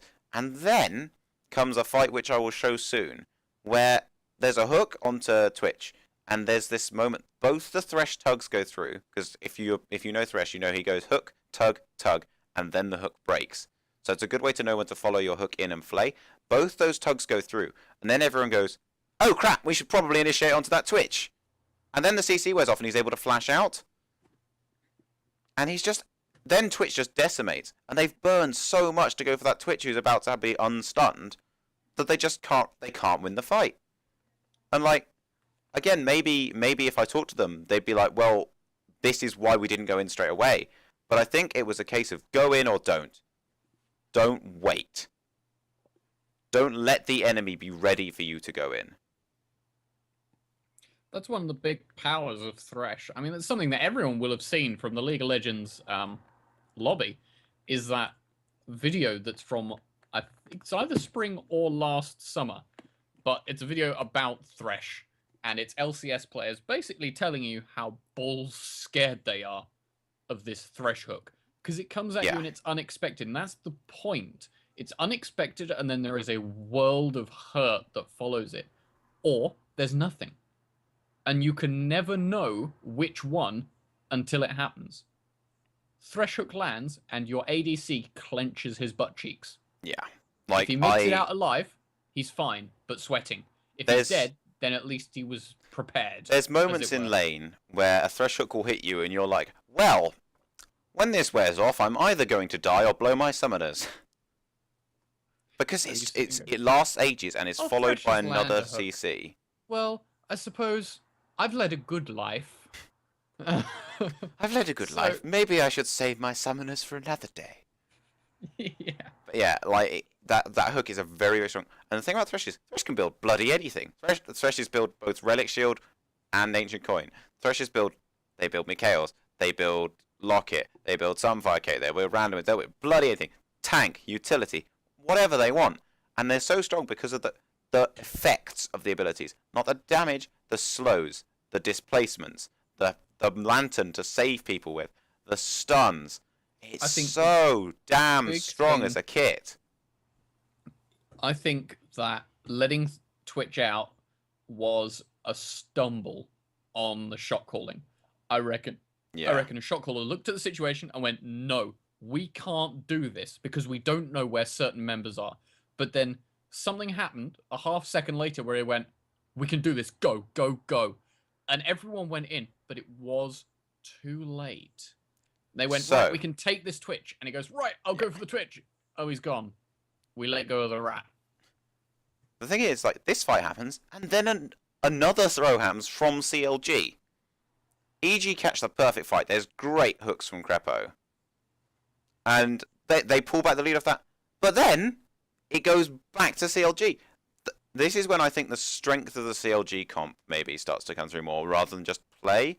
The CLG comp, the Twitch is there, and Doublelift we know is good at kiting. Like, he's almost famous for his ability to kite so well. And so he's able to get lots of people with rat-a-tat-tat while also not taking damage. So he puts down loads and loads of damage. People get locked up in Jarvan 4's ultimate, free damage from Twitch. People get like knocked back by Shyvana, free damage. People taking Nidalee spears can kill those whenever anything happens. Like, people take Morgana damage. I can probably kill those just with Yumu. And he also goes for this Yumu's build again. The bonus attack speed lets him give people in the mid game and buff up that rat-a-tat-tat, so he gets more shots with the extra damage and range. I like it, but I wouldn't build it myself because I don't have... is an expensive item to start, especially if you're going, right, I'm going to build this. It requires early kills. The other thing it requires is positional ability as well as knowledge. It requires you to know where to stand. You'll 1v1 anyone. Yes, that's definitely true. But you'll make picks, and then you'll snowball yourself, letting your team breathe easier while still applying a lot of pressure. Yeah. The thing about using Yumu's in a fight is that you have to be ready to go, I need to use this bonus attack speed. Maybe I need to use the move speed to get in position, but I really need to use this bonus attack speed. That's something I'm not great at, especially on ADCs, is I will get too out of position. I want to be dictating the game. I don't want to be there so that my team can do things and I can make it work for them.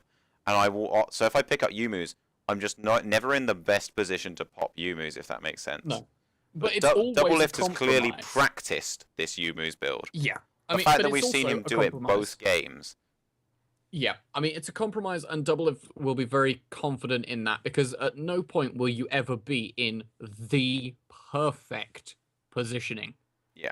And the point is, with the Euros, what he goes is he says, all right, well, I might not be closer to the perfect position, but I'm now going to do 50% more damage. Yeah. And it's a compromise, and he sees it as worth it. Other people will argue it's not, but again, he's always that. I think he's one of those players that finds himself conveniently in the right place at the right time. I don't think he thinks an incredible amount about it at this point. The other thing I would say, he simply knows where he needs to be standing. I was reading a thread today on Reddit about people who are high tier in solo queue and what it's like to play with pros. And some people said, when you play support with a pro ADC, it's just like they're faster than you. They're always in just the right place. Mm-hmm. And I think there's a point at which you've played ADC so much, you kind of develop this sixth sense of, this is where I'm going to need to be. And you just start being there. I need to go actually around the top of this fight because someone's going to come through, or I need to actually now start backing away, or I need to go ham and absolutely go straight in for it. And it is. Twitch is one of those that very much depends on it. Yeah, Twitch. Positioning on Twitch is God, because Lucian's piercing lights depend a lot on your positioning. Because, of course, the piercing light is about twice as long as your cast range, which is something to work out. I think that's a cool mechanic, actually. I think it's very good. I don't think we should delve too far into it. I think it's a good mechanic, though. Yes. Anyway. But eventually, I think what screws EG in this game is Nid. And like I said, this brings through the prevalence of that, the strength of that Nidalee. Those spears that will just chunk you so hard. I mean, like, you look at Nidalee, those spears really murder you. If you've played against Nidalee and you're behind, god damn, you know the pain. The feeling of, if one of those bastards hit me, I'm going to have to be, or even I'm going to just flat out die. There was a beautiful point at one point, I can't remember who it was, but there was a game and a Nidalee spear one-shot Morgana from 100% health. Yeah, those spears are ridiculous. It was unexpected, but then all of a sudden, the team was like, guys, where's Morgana? What do we do? Where's Morgana? And they had to back out. Yeah, the combination of that Nidalee poke and Doublelift being fed as hell and good at being fed as hell, if that makes sense. He's good at taking that lead and murdering teams with it. Yeah. The other problem is, if you give Nidalee a blue buff, those spears come out every 6 seconds. Yes. Spear Dodging Simulator 2014 is launched at that point. On your standard support at the time when you start to siege towers, you can probably take 2 Nidalee spears and then die. For an ADC, you'll take 1 and you'll be at a third of your health, quarter of your health. Same with a squishy support. Same with some mid laners. And then, alright, every 6 seconds. Yeah, every 6 seconds one of these horrifying death dealers flies towards you. Yeah, if he only has to land 2 spears to kill someone, That's going to probably take about 30 seconds before he gets a double kill. And the other thing is the team for getting onto Nidalee isn't that great. Because Nidalee will inevitably stand at the back. The best way to get onto they've got is Twisted Fate ult. If that's not then followed up by a Renekton stun, she'll start jumping away. So it's very hard to initiate onto a Nidalee.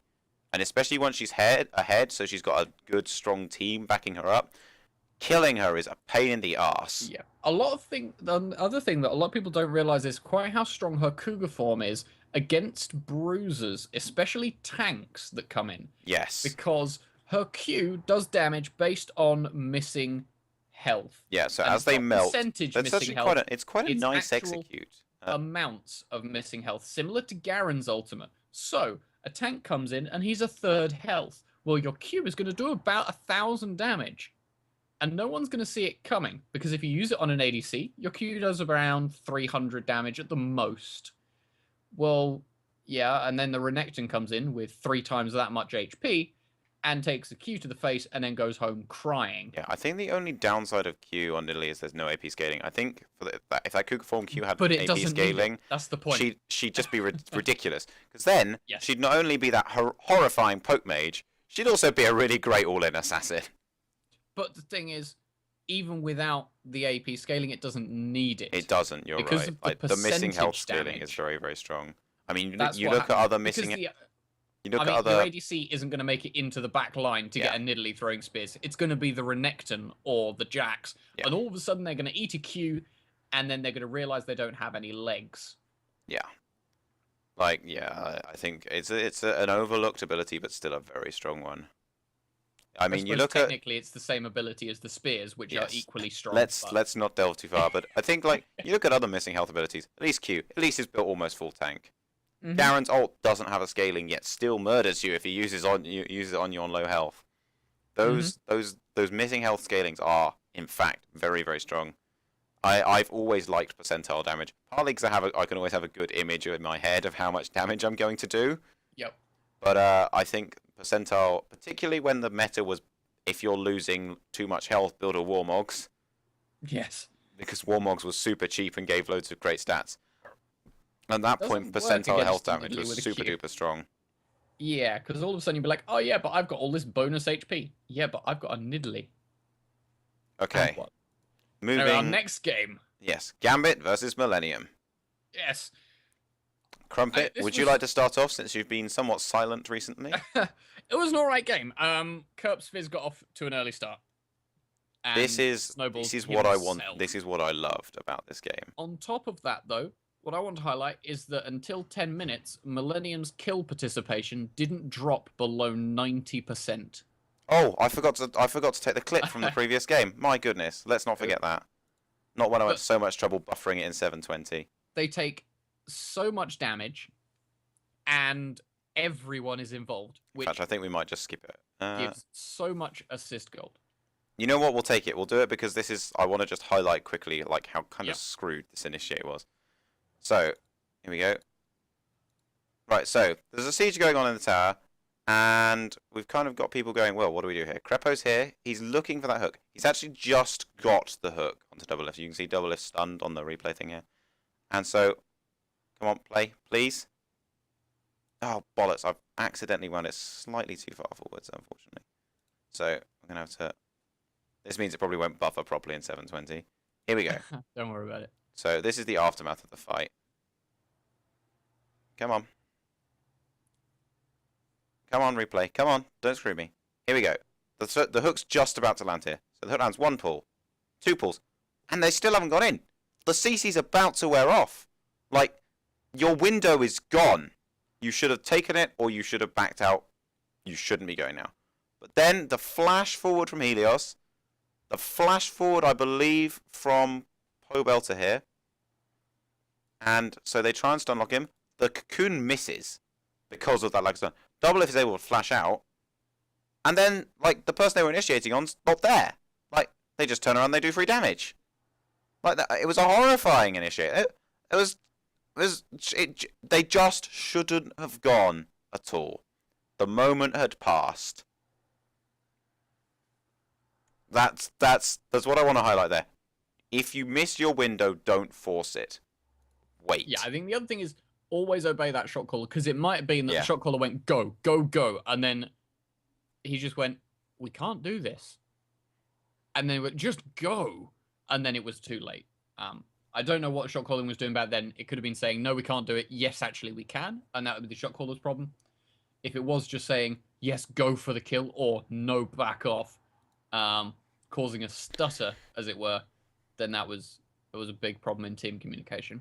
Something that needs to be plugged up before the next game. So, anyway, back to Gambit versus Millennium. Sorry about that, Crumpet. Yeah, not a problem. So, Gambit versus Millennium. Millennium get huge kill participation. Gambit managed to steal both blues. But Evelyn then gets baited by Lee Sin, and Fizz gets a double kill. And a blue buff. And that's sort of where it starts. Kerp gets enough gold and strength. He begins to snowball himself. And he gets to the point where he baits out Nick's gold card on the Twisted Fate.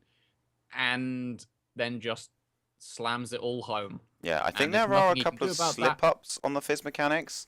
There was one moment where I was almost certain that a gold card could have been dodged. I used to play a lot of Fizz, so obviously I'm not the best. I feel like I must highlight this because I don't want people to go around being like, oh, well, yeah, he says he's great, but, you know, he's just hit gold, blah, blah, blah. Oh, well, if Kurt plays as much Fizz as Wilson does. But there you can dodge anything on Fizz's E because he's not technically on the map during it.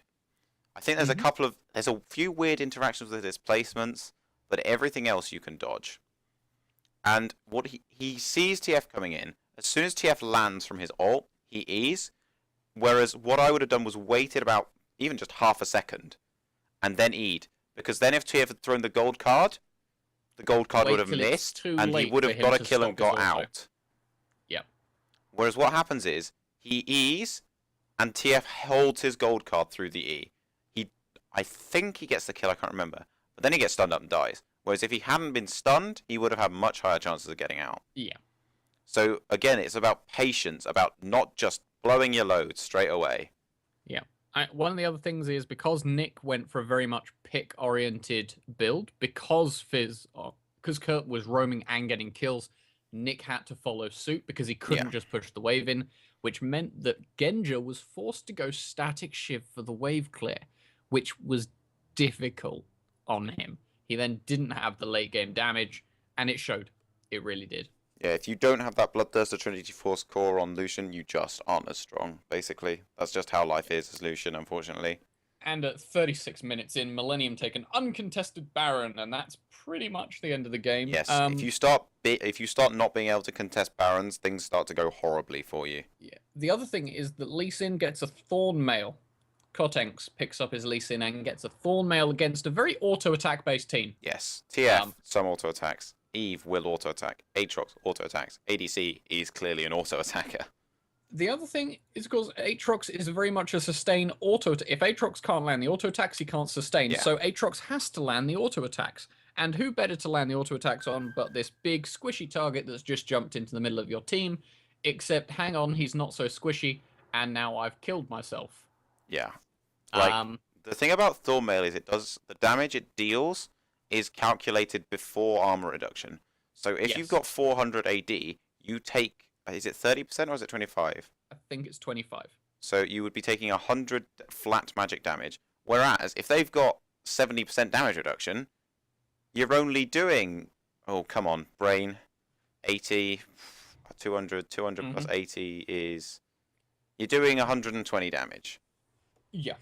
So you're not life-stealing enough to sustain off all that, like, rejected damage by the especially for the fact that Lee Sin isn't exactly going to sit there and let you hit him. So I think it was a really strong pickup. I think it was a really strong pickup, and I like that. I like that a lot. And again, it's a non-conventional item. Yeah. In fact, if any of you have seen the stream Salty Timo, it's actually one of the silly items that it tracks. But in this case, it was perfect. One thing I did like was that Darian he recognized that Irelia was going to be a problem. Because if you don't deal with Irelia in lane, she murders everything. If you deal with Irelia in lane, she murders everything but slightly less hard. She's difficult to deal with in lane, and if you don't if you're not super duper confident on the right champion. So what Darian does, he picks up Doran's Blades. He gets very, very, very cost-efficient stats. The whole point... Oh, God. Turning some sort of Russian here. The whole point... The whole point. One sheet. That's not Russian, that's Spanish. But anyway.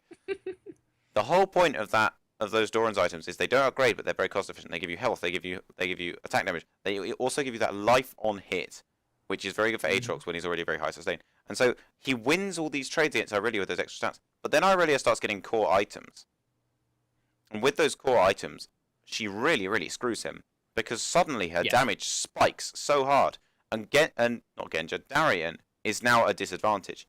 Because they're doing similar amounts of damage. Irelia might even be out-damaging him. But Irelia is closer to that build that will let her murder teamfights. Whereas Darian's miles off because he's built Doran's Blades. Yeah, I mean, again, actually, at the very end, before the team fights started to come into play, Kevin was able to 1v1 Darian because while Darian had a load of sustain, he didn't have the damage anymore. And so it was like, well, great, you've got sustain, so it's going to take a while to kill you, but I'm still going to do it. I think it was a smart pickup that maybe didn't go quite as planned. Definitely. Definitely. Okay. And I believe we have a highlighted play for this game. Yes, we should do. The other thing I want to say for that, Lucian ults. Lucian ult plus Braum shield equals no Lucian ult. We've covered it already. Crumpet said it. Lucian into Braum, not the best. Just stop doing it. You make Crumpets cry. But that ult into the Braum shield, it just deletes the damage. Like it's a high damage ult. When it was first released, it wasn't considered that strong. I was known to refer to it as the cuddling. But I think it got a bit of a buff. It also actually does a lot of damage if you get the full ult. Not if the full ult goes on Braum's shield. And that was something that happened. Braum was very, very, very good at dashing in and blocking those ults. So, here we have what are we looking at? We're looking at Gambit versus Millennium. We're only a couple of minutes into the game. People have barely got their early levels. And this is what I want to highlight here is the early damage from Fizz. This is where Fizz is super duper strong. Levels 2 and 3, Fizz can really, really cause you problems. Because of those really high base damages, as well as that on-hit steroid. Oh, it hasn't buffered in 720. Thank you, YouTube. There we go. So, we'll switch scenes over because I forgot. Nope, that's the wrong one. There we go. So here we are. Diamond's invading. No, sorry. Yes, Diamond's invading. And Lee Sin's just kind of hanging around. And Diamond is... Evelyn's very, very strong. Oh, have you skipped forwards for me, YouTube? No, here we are. Okay. YouTube. So Diamond's stealing, and Diamond's... yeah, I can take this Lee Sin. I'm level 2, but he's level 3. Yep, lots of damage, lots of damage. Lee Sin's kind of like, ooh, don't like this. But Fizz has noticed. This is good play. He's paying attention. Cotnex is going, help, help, help. There's an Evelyn and she's murdering me. So the first thing Kurt does is go, well, Evelyn's not that tanky yet. I am Fizz. How can we make this go? And so up he's coming. And Cotnex just hangs around. Diamond's like, well, maybe I can take this. Diamond hangs around. And he's so low. And Diamond's sure that he's not a threat. And here's Kurt. The on-hit damage, the E damage lands with the slow. Very important, he doesn't burn Trickster. And he just melts him down. And now Nick's in trouble as well because he's 2v1. And there's only so much damage you can do with gold cards. Cotnex flashes out. And that's a dead Nick as well with that extra hit. The W damage from Fizz. Constant damage. Like, I run 30-0-0 on Fizz because of the strength of that W damage. I have points in AD because of the strength of that on-hit steroid. And, like, that lets them pick up 2 kills for none in that early fight. All that early damage from Fizz combined with the kind of lack of early damage from Twisted Fate. And that kind of sets the tone for the game. Kerp starts getting strong now because he's got kills. And that's where Fizz is terrifying. So, our next highlighted game, I believe we're on game 3 now? No, game 4. Copenhagen Wolves versus SK Gaming. We are moving apace. Sorry. Copenhagen Wolves versus SK. That is a day 2 game, I believe. Day 2, game 4. Okay, here we are. First things first, Vlad ban, as you do. I don't think that was banned because they didn't want Vlad. I reckon SK drew a blank and they went, we were planning on banning all the junglers. So now that they've done that, what do we do? Well, what the casters said at the time, and normally I want this to kind of be our opinions. I don't want to just try and take other people's opinions and regurgitate them. But I was drawing a blank on this one. I had no idea. So I will go and like the casters were saying what they think is this is kind of power play. There's lots of OP champions still up, and all the junglers are already down. So what they do is they just ban something innocuous.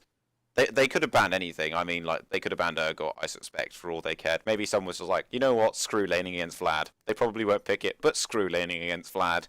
No one likes Vlad. I hate laning against Vlad. Man. That's another story for another day.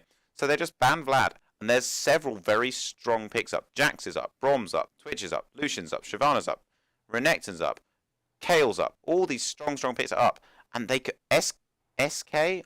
No, see, Copenhagen Wolves the first pick. Copenhagen Wolves can only take one.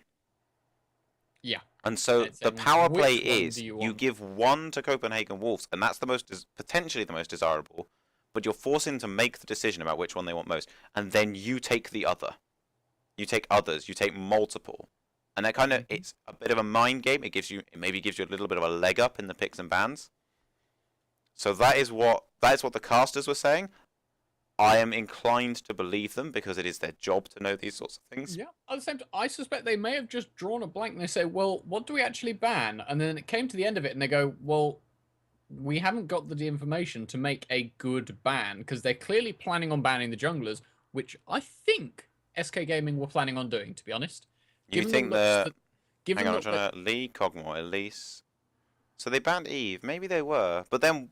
they banned I don't know. And then banned Elise from Copenhagen. They banned Cogmore and then Evelyn. And I suspect SK had planned on getting the last two of their bans on the junglers. It's a big thing. A lot of the teams are doing... A few teams, I say a lot of them. Quite a few teams have, against certain other teams, banned all the junglers, effectively. So it could have just been a lack of contingency planning from SK. I suspect they were planning on banning the junglers, and they were going, all right, well, we'll ban the junglers. That's our plan. And then they didn't consider that potentially Copenhagen Wolves could have had exactly the same plan. So potentially they planned what they wanted to ban, but they just didn't think what they wanted to ban if that was... I reckon they planned on banning Cogmore, Evelyn, and then, say, Lee Sin. Or they planned on playing Cogmore, Evelyn, and then Elise. And then picking Lee Sin or something. And then they sort of went, crumbs. What do we do now? Yeah. So, I don't know. It could have been that they were saying, all right then, Copenhagen, pick one. We're still going to win. Or they might draw a blank. I don't know. I mean, it would be interesting to actually find out. But I don't think anyone is ever going to know. Yes, I think that's probably true. But this does mean that it was either... No, we'll start that again. There wasn't the OPs. There wasn't that trinity of Lee, Elise, Evelyn. And that means that people have started picking other things. We've already seen J4 several times this week. Jax jungle, as we've said, was picked. Actually. Personally, with the Jax and the Shyvana on the team, I would have sent Shyvana jungle. I think with the changes to the jungle, Shyvana jungle is quite interesting. Because now she can clear her jungle very, very fast. Then she can clear the enemy jungle. And the problem with having your jungle cleared now is that with the lack of... The jungle camps don't give you more XP the higher level they are now. So if you get behind... Farming up is not as good. So if this Shyvana starts clearing the jungle every time Jarvan 4 ganks, and this Jarvan 4 is getting hell of a Jarvan 4 train going, killing every single time he turns up in a lane, he's going to fall behind. He's not going to be as tanky. And that's going to force Jarvan to not stay in the jungle as much, because you do get more experience if you turn a kill. So what happens is Jarvan gets a bit behind and then goes, all right, guys, I need kills. I need assists. And so Jarvan will start turning up in lanes when he's not quite prepared for a fight. So you can almost anti-snowball Jarvan, as it were. And yeah, the problem with Jax at the moment being the powerhouse he has to have the items. And Jungle Jax again, the other thing about Jungle Jax is you've got to build that jungle clear item as well. That stalls that Blade of the Ruin King Trinity Force core. That stalls it by 1,500 odd gold. I thought it was more than that, I thought. Can't remember. I'd have to look it up. If you go for Wriggles, isn't that 2.5 Let's have a look. But it stalls it by... a lot, especially when the only gold you're getting from is the jungle, because until level 6, Jax hasn't got that damage from his ultimate's passive for every third hit, and so it's very easy for him to die. It is 1,800 gold to buy Wriggle's Lantern from scratch. That's a lot, considering that on top of that, as the jungler, you're going to have to buy wards, you're going to have to buy potions, much more than anyone else. Yeah, that's also true. Like, some of your starting gold is going on potions. So before you get your Wriggles, you're going to bought at least a vision ward. Like, at least you probably bought a pink ward as well, at least one, depending on how frequently they're being cleared. You're going to have to have bought several green wards by now, and yeah, it's a lot of gold, and you're going to put yourself a Bork behind before you get your Bork. But Airwax did pretty well with it, considering. I mean, it was quite a slow start, and it didn't do quite what it needs to, but he still did reasonably with it. Unfortunately. One of the other things I want, like I said, this Orianna pick. I love Orianna. Yeah. She's a cool champion. She's unique. She's really, really powerful in the right hands. Yep. But she's also very, very mechanically skilled, and she's a team champion. Orianna doesn't go on these 1v5 rampages. She doesn't do it. Orianna goes with her team. She puts down lots and lots of AoE damage. She CCs people with that ultimate. She keeps her team alive with shields, and she needs the coordination. I've got nothing against the players. I don't think you should pick Orianna if you're a sub. No, like unless you've practiced with your team, which I don't believe subs do as much as anyone else. Don't think you should be picking Orianna. But the other thing is, I mean, I know that Mazarin, having looked into him, he is a very strong Orianna player. Yep. Unfortunately, that's more solo queue strength. So that's him seeing the play coming together and putting it in. And the other thing is, solo queue is it's a different ball game to for a team fight on LCS. You won't just see those things happening. That coordination has to be there for LCS. And solo plays are more effective when people are on their own, when they're not communicating with their team, when they're not playing with people they've been playing with for years, literally. Yeah, I mean, it was all right, but at the same time, I don't think he had the balls to say. Yeah, I see what you did there. I don't think he had the balls to say, all right, I'm gonna go do this, because he was the sub. So in his defense, if he had gone in and died, he'd have been blamed. Yeah. He'd have gone against the shot calling, and the problem is the shot caller can't tell you to do everything. I think the other thing is that jitters exist. If Youngbuck is your is your shot caller, he's not going to tell Woolite and Unlimited to go ham for a moment. He's not going to be like, oh, well, if you land that Q Thresh, you're going to kill them, or whatever. They're going to leave relatively micro things down to the lanes and the pairs. There will be a lot of communication between. There is a good comp for Orianna. Jackson, Shyvana, both very good ball delivery, but I just don't think it was the best idea. I think maybe they should have picked something a little bit safer. Yes, I'd have loved to see Ziggs pick. Like I think a Ziggs pick would have been fine there. Like, definitely. I mean, you look at that team. It's not the most poke oriented, but there's nothing wrong with a Ziggs in that team. It would have let them stall to get that Jax going. I think it would need to be a pick that's very strong on its own and doesn't necessarily need kills to snowball itself, which is something that's actually quite rare in the mid lane now. Kayle needs the kills to get the gold. Kayle can farm, though. Nidalee has to roam. So does Twisted Fate. You have to be able to make the plays, and it can't just be your shot caller up in top lane or wherever saying, go to that lane, go get a kill. Yeah. It has to be you saying, I can get a kill. Okay, I feel like we've bashed Copenhagen Wolves a little bit, and I didn't really intend to do that. No, I don't mean to bash. It was a pretty good play from SK, but I think there's a few decisions that are a little bit questionable from Copenhagen Wolves. Definitely. Okay, I love the Jarvan pick. That ultimate that comes through with Kayle. Very, very strong with Kayle and Renekton and Twitch and Braum. Is huge. Very good comping. Good comping is something we looked a lot at last week as well. It's a team that will do very well individually as well. Renekton is very strong on his own. Twitch can just get kills on his own once he's gotten a few items. Braum, I'll be honest, can just about turn kills on his own if he's tanky enough. Jarvan is very confident in the jungle. And again, Kayle can just do what Kayle wants, really, if she gets going. So, should we move on to the clip from this game, yes. which has buffered in Glorious 720? Good. Dragon fight. So, this is the dragon fight. I haven't really got a name for this dragon fight, It's an insanity fight, okay? So, they're pushing the dragon, you know, as you do, taking dragon. Kale's got a lot of damage, so Kale can take dragon. And here's Copenhagen Wolves. Copenhagen Wolves are all around here. They're kind of outnumbers. Jarvan's up here. Twitch miles away. Renekton's miles away. So, and Jax is down here. So they're a little bit, they're in not the best spot.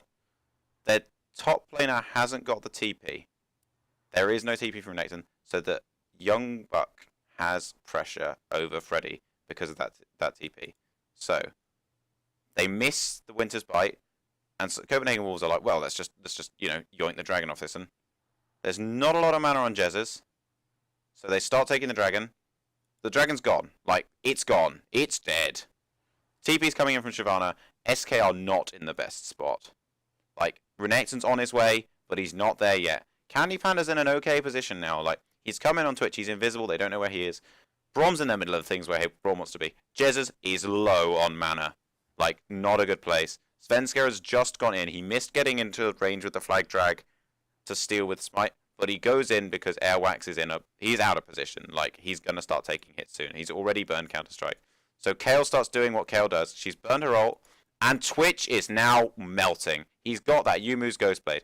People are taking damage. Young Bucks just TP'd in, but it's a bit too late. Twitch is killing people now. Twitch is here. Renekton's off to the side there. Sorry, I just gestured with my hand at my screen. You can't see my screen. Here's Renekton. So he's about to start getting stuck in too. And Twitch just kites down Shyvana. That's still not good for Shyvana. Renekton's here now. Renekton doing damage. Oh my goodness, where's Youngblood's health gone? Where's everyone's health gone? Oh! Oh, dearie me. So what looks like a very good positional advantage from Copenhagen Wolves is countered by the time it takes for things to happen. People are able to come in. The TP is good. Walks in from top lane. I mean, TP is good, but Renekton walks. Like, that's insane. Like, he's like, all right, bro, you teleport. I'll just take a stroll through the jungle. I'm on my way. The Twitch is well positioned. He's almost out of the firing line, but is able to put down damage. And now it's just clean up. Over the wall, and dead Wu Light. Candy Panda does very well. I can't remember if this gets chased down. Let's see. No. No, okay, you can't chase down a Shyvana. She's way too fast. Oh, maybe. Everyone tries to come around that corner. Okay, no, they are going to get her. There's the Braum ult. Everyone tries to come around the Baron Pit, and Twitch just goes, all right then, thanks for standing in a line. Yeah. Kapow. Whenever that Twitch ult hits a line of people, it's a sad, sad day for that line of people. Yes. Okay, so, what's our final game of the week, Crumpet? Cloud9 versus TSM. The giants of the previous splits collide. It's a great matchup. And the first thing that we see, Rango. Meteos picks Rengar. The first thing we see is Corki is my bad. As the first pick for As Cloud9. I've said, Turtle loves his Corki. The commentators were a bit like, wait, what? It's okay. Turtle likes Corki. Yes, but Turtle does like. There was still this sort of moment that goes, why would you pick that first? No one was going to actually take it from you. Yeah, I question that a little bit. I almost wonder if maybe Cloud9 would. I reckon TSM picked it first because of exactly that reason. Because Cloud9 were going to sit there and go, wait, what? I think Sneaky has been known to pick Corki and do well on it before. Yep, it's a pick to keep away from Sneaky. Yep. I don't think in the current meta that he would have picked it necessarily, but also Cloud9 know their strategy pre-picks. The other thing is, I wonder, like you say, they know how they're going to counter things. Yeah. They know if the enemy team picks, I don't know, Lee Sin was banned, so if they pick Evelyn first, or if they pick Elise first, this is what we'll do into it, and we'll just shut down Elise. If they pick up a Renekton, or if they pick up Thresh or Braum or whatever, this is how our team goes. Yeah, Cloud9 have this preconception, so I wonder if maybe what TSM were doing, they picked something. I reckon they grabbed that because then they picked something they wanted, but they waited. Picks. They waited to see what Cloud9 were doing. They wanted to be reactionary. They didn't want Cloud9 to have this image in their head of exactly what they were going to do. They wanted Cloud9 to go with what they were going to do, and then they maybe wanted to throw Cloud9 off a little bit. Yeah, I mean, I think definitely Cloud9, because they knew, of course, going into this, that they weren't going to be first pick. Yeah. They knew they would be able to counter at least something, or create this team that could guaranteeably shut down someone. And they knew it was going to be a priority pick in their heads. They go, all right, well, it would be stupid not to take a priority pick. So whoever they pick first, they want to do well. So we'll shut it down. And then out comes Corki, and then they go, but that's not in my notes. What do you do? Lamination in the Wild Notebook. Yeah. So, can we talk about the Rango? Going, I don't know. Yes, Meteos' Rango. So, I think Meteos' jungle style, as we know, is he prefers to farm for a large portion of the game, get a lot of gold, and then start ganking with that. And that's not always the best, especially with these early junglers. Eve, Elise, Lee Sin. If they farm, they fall behind. Like, Lee Sin is all about that early pressure. Elise, 3 spells at level 6 is amazing for ganking with. No? Let's try that again. 3 spells at level 3 is very, very good for ganking with. And, like, that's not Meteor's style. So he picks Rango, and maybe you can gank early on Rango. If people go near bushes, you can pounce on those bastards and they will die. Or you can do what Meteos does. He farms and gets some damage, and then he waits till level 6 and he uses his ult to gank. I think both styles fit Rango quite well. I'm going to keep saying Rango because that's what I'm used to saying. His name is in fact Rengar. So he farms. He uses that level 6. I think he was a little bit shaky on Rengar though. Yeah, there are a few times where he misses bowlers or whatever. The worst example, and I don't like to pick. I feel like I'm picking out a lot of bad things. I try not to do this, but it's sometimes you've got to say, well, like this is what I think went wrong. And I think like there's one where he ults, he doesn't use the ult jump, and he burns the ferocity on a bowler. Which he misses. You do get 3 ferocity back if you miss your bowler now, because obviously it's a skill shot, so it kind of sucks if you just lose all that ferocity. But then he hasn't got that ferocity, he hasn't got that jump, he hasn't got that stealth. And like, yeah, not certain. I suspect he hasn't practiced as much Rango as he might have liked. Yeah, I suspect. I mean, as far as I know, it's something that has actually been getting banned out in scrims. Yeah, I've heard that. Like, it's something Braum you and just Rengar don't are pretty popular bans in scrims. And it's something that you want, to an extent, to just deny your enemies from practicing with it. Even if you don't plan on getting it. If you're saying, all right, we're just going to practice a regular team comp, we're not going to play Braum. Or we don't want to let them practice with it. And so, yeah, I think it was something that was banned out. He missed a few things that he shouldn't have missed, and his jump mechanics weren't quite there. Something else we should highlight, Glebe, again. Oh my word. Glebe Glabu is coming into his own. There were flays out the bumhole. My notes here literally at the bottom just says Glebe is a flaying machine. Yeah, he flays jumps, he flays everything. He flays dragons. Like he flays a Fizz Q. I didn't even know that was possible because of how Fizz like changes into the projectile when he Qs. Yeah, apparently it's possible. I mean, one of the things I mentioned it earlier when we actually covered this match very briefly. He actually preempts a Shyvana ultimate. Yes. Begins the flay. Like the flay initiates before the Shyvana starts. The beginning of the Shyvana's ult is caught by the very end of the flay. Yeah, Balls literally jumps into a big wall of, I ain't having any of your dragon stuff. Like, Glebe ain't got time for that. Like, no dragons diving on his ADC. Like, oh, there's a dragon in the bush. No, not anymore. And yeah, of course, as soon as that flay lands, Wild Turtle just kites. I think I would actually almost give MVP to Glebe this game. Yeah, I don't think this is something we should start naming MVPs, but I think I would almost give MVP to Glebe this game because he does so well on that Thresh. There were some things when, I mean, everyone's seen a Thresh flash hook. Yeah. But I kind of miss the old flash hook you could do. Glebe initiated fight with a flash flay back towards his team that just prevented them, not necessarily beginning the fight, prevented the enemy team from getting into the bush that would have allowed them to escape without vision. It was brilliant because everyone, of course, Thresh flashed in and everyone, of course, readied themselves for a hook. And then a flay came in. Yeah. When you're in the knockup for the flay, you can't actually flash until you land. Yes. So on top of that, he flayed and then warded that bush and everyone just went, oh dear, that's not an option to leave anymore. This is going to hurt. Okay, I do unfortunately have places I need to be soon, so we're going to have to wrap this up a little bit sooner than I might have liked. It was a good game overall. I'm going to hop to my clip for this game. Yep, TSM got some very, very good picks. Actually, the one thing I'm going to say before we hop, I know I said I need to speed up, but I've just remembered something. I felt like Cloud9 floundered.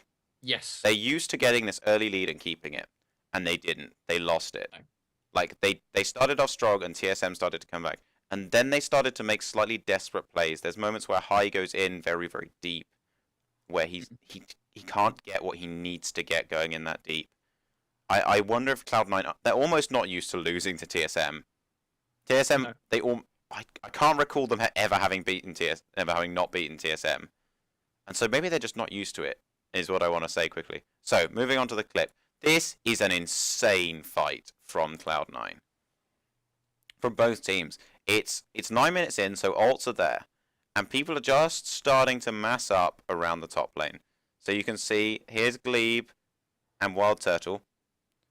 We've got Amazing coming in from the back. High's rotating around, and I believe that's a ping on him, so they know he's there. Rango is also coming down. In fact, Wild Turtle's not there. That must be Dyrus then. I don't know. I'm confused. I'm not sure what Glebe's doing with Dyrus, but anyway. So we've got Corki down here. So fun. Corki and Shyvana are the only two not currently involved in the top half of the map. So, here we go. Standard, pushing stuff, as you do when you switch lanes. It's, yeah, that's Amazing and Dyrus. So Dyrus is half health on his Renekton. He's not even level 6 yet. But here comes Rengar, and there's the TF ult. So they know Rengar's coming, but they go. There's the flash, dash, stun. Sneaky starts to really take some pain. Like, he's actually taken a few hundred damage from not that many sources. There's a hook from Glebe. Sneaky goes down. And now, everyone else turns up. Balls is there. So it's now 4v4 despite the kill from TSM. Wild Turtle's just sat bot going, guys, why have you left me? Bjergsen gets stunned up. He's taken so much damage. He gets lanterned out. And he's still so damn low. He flashes. And he's still not quite able to do anything. He's going... He really wants to get out, and now he wants to pop that stun. He's blocked that stun card, but he's terrified that if he turns around to throw it, that'll be the end of him. So, more flashes. Flashes from absolutely everyone. Brilliant stun from Amazing there. Catches High before High can get in. Bjergsen still alive. High is forced to ult Bjergsen to ensure the kill. And now things go a little bit south of TSM. Still, like so many summoner spells. Glebe goes down, and this is the best part, ready? High's on no health. High's on, what's that, 400 health? And the stun comes through. The Renekton stun doesn't. And he's sodding out. This is Fizz, ladies and gentlemen. Fizz. You cannot not stun that slippery, fishy bastard. You've got to lock him and you've got to kill him while he's locked. In the meantime, Turtle takes blue buff. It's a nuts fight. Insane to watch. So much action. Like, it's one of the most, everywhere. Like, flashes. So many flashes. That's a big spell. And... Let's open the thing in. Let's just look at how many are down. Renekton flash, gone. Amazing flash, gone. Bjergsen flash, gone. Flash, gone. Shyvana flash, gone. Meteor's flash, gone. High's flash, gone. There's 3 flashes left up. They were all burnt in that fight. One of which wasn't involved. Yeah, one of them wasn't there. One of them was picked off before he could do anything. Additionally, we've also got the exhaust from Bjergsen gone. The ignite from Glebe gone. The TP from Shyvana, the ignite from Fizz. Everything was burned on that fight. Mm-hmm. And it was so well played by both teams that you didn't see everyone. It wasn't one team died and the other limped out with no legs. It was well microed. Both teams were playing very, very well at that point. Yes. I also want to point out, actually, that Bjergsen, even though the last few moments of his death, should we say, were very chaotic, he knew that he needed to get away from his team with the Fizz ultimate. And honestly, that Manatee from Fizz actually grazed the other 2 members of his team. Yes. I actually took out Thresh's lantern almost. But he got out that small bit of damage before he died and then ensured that he didn't hurt his team. Yeah. In the end, that didn't help, but was very, very impressive from that. Because the fight would have gone very differently even then if he had taken his friends with him. We do, I'm afraid, need to move on to our Player of the Week. That's not a problem. Player of the Week's amazing. Taken from Complexity versus TSM. We have obviously already covered this game. I wanted... This clip, I almost saw this and I was like, this has to go in somewhere. So, this is phenomenal. This is Yasuo at his finest. This is really, really good use of his kit. So, let's go back to the clips we've seen. Okay, so here we are. Bjergsen's taking a tower, as you do. Yasuo is a very good split pusher. Only real other person is Elise down here. Everyone else is kind of like, you know, having a bit of soiree in bot lane. But, so.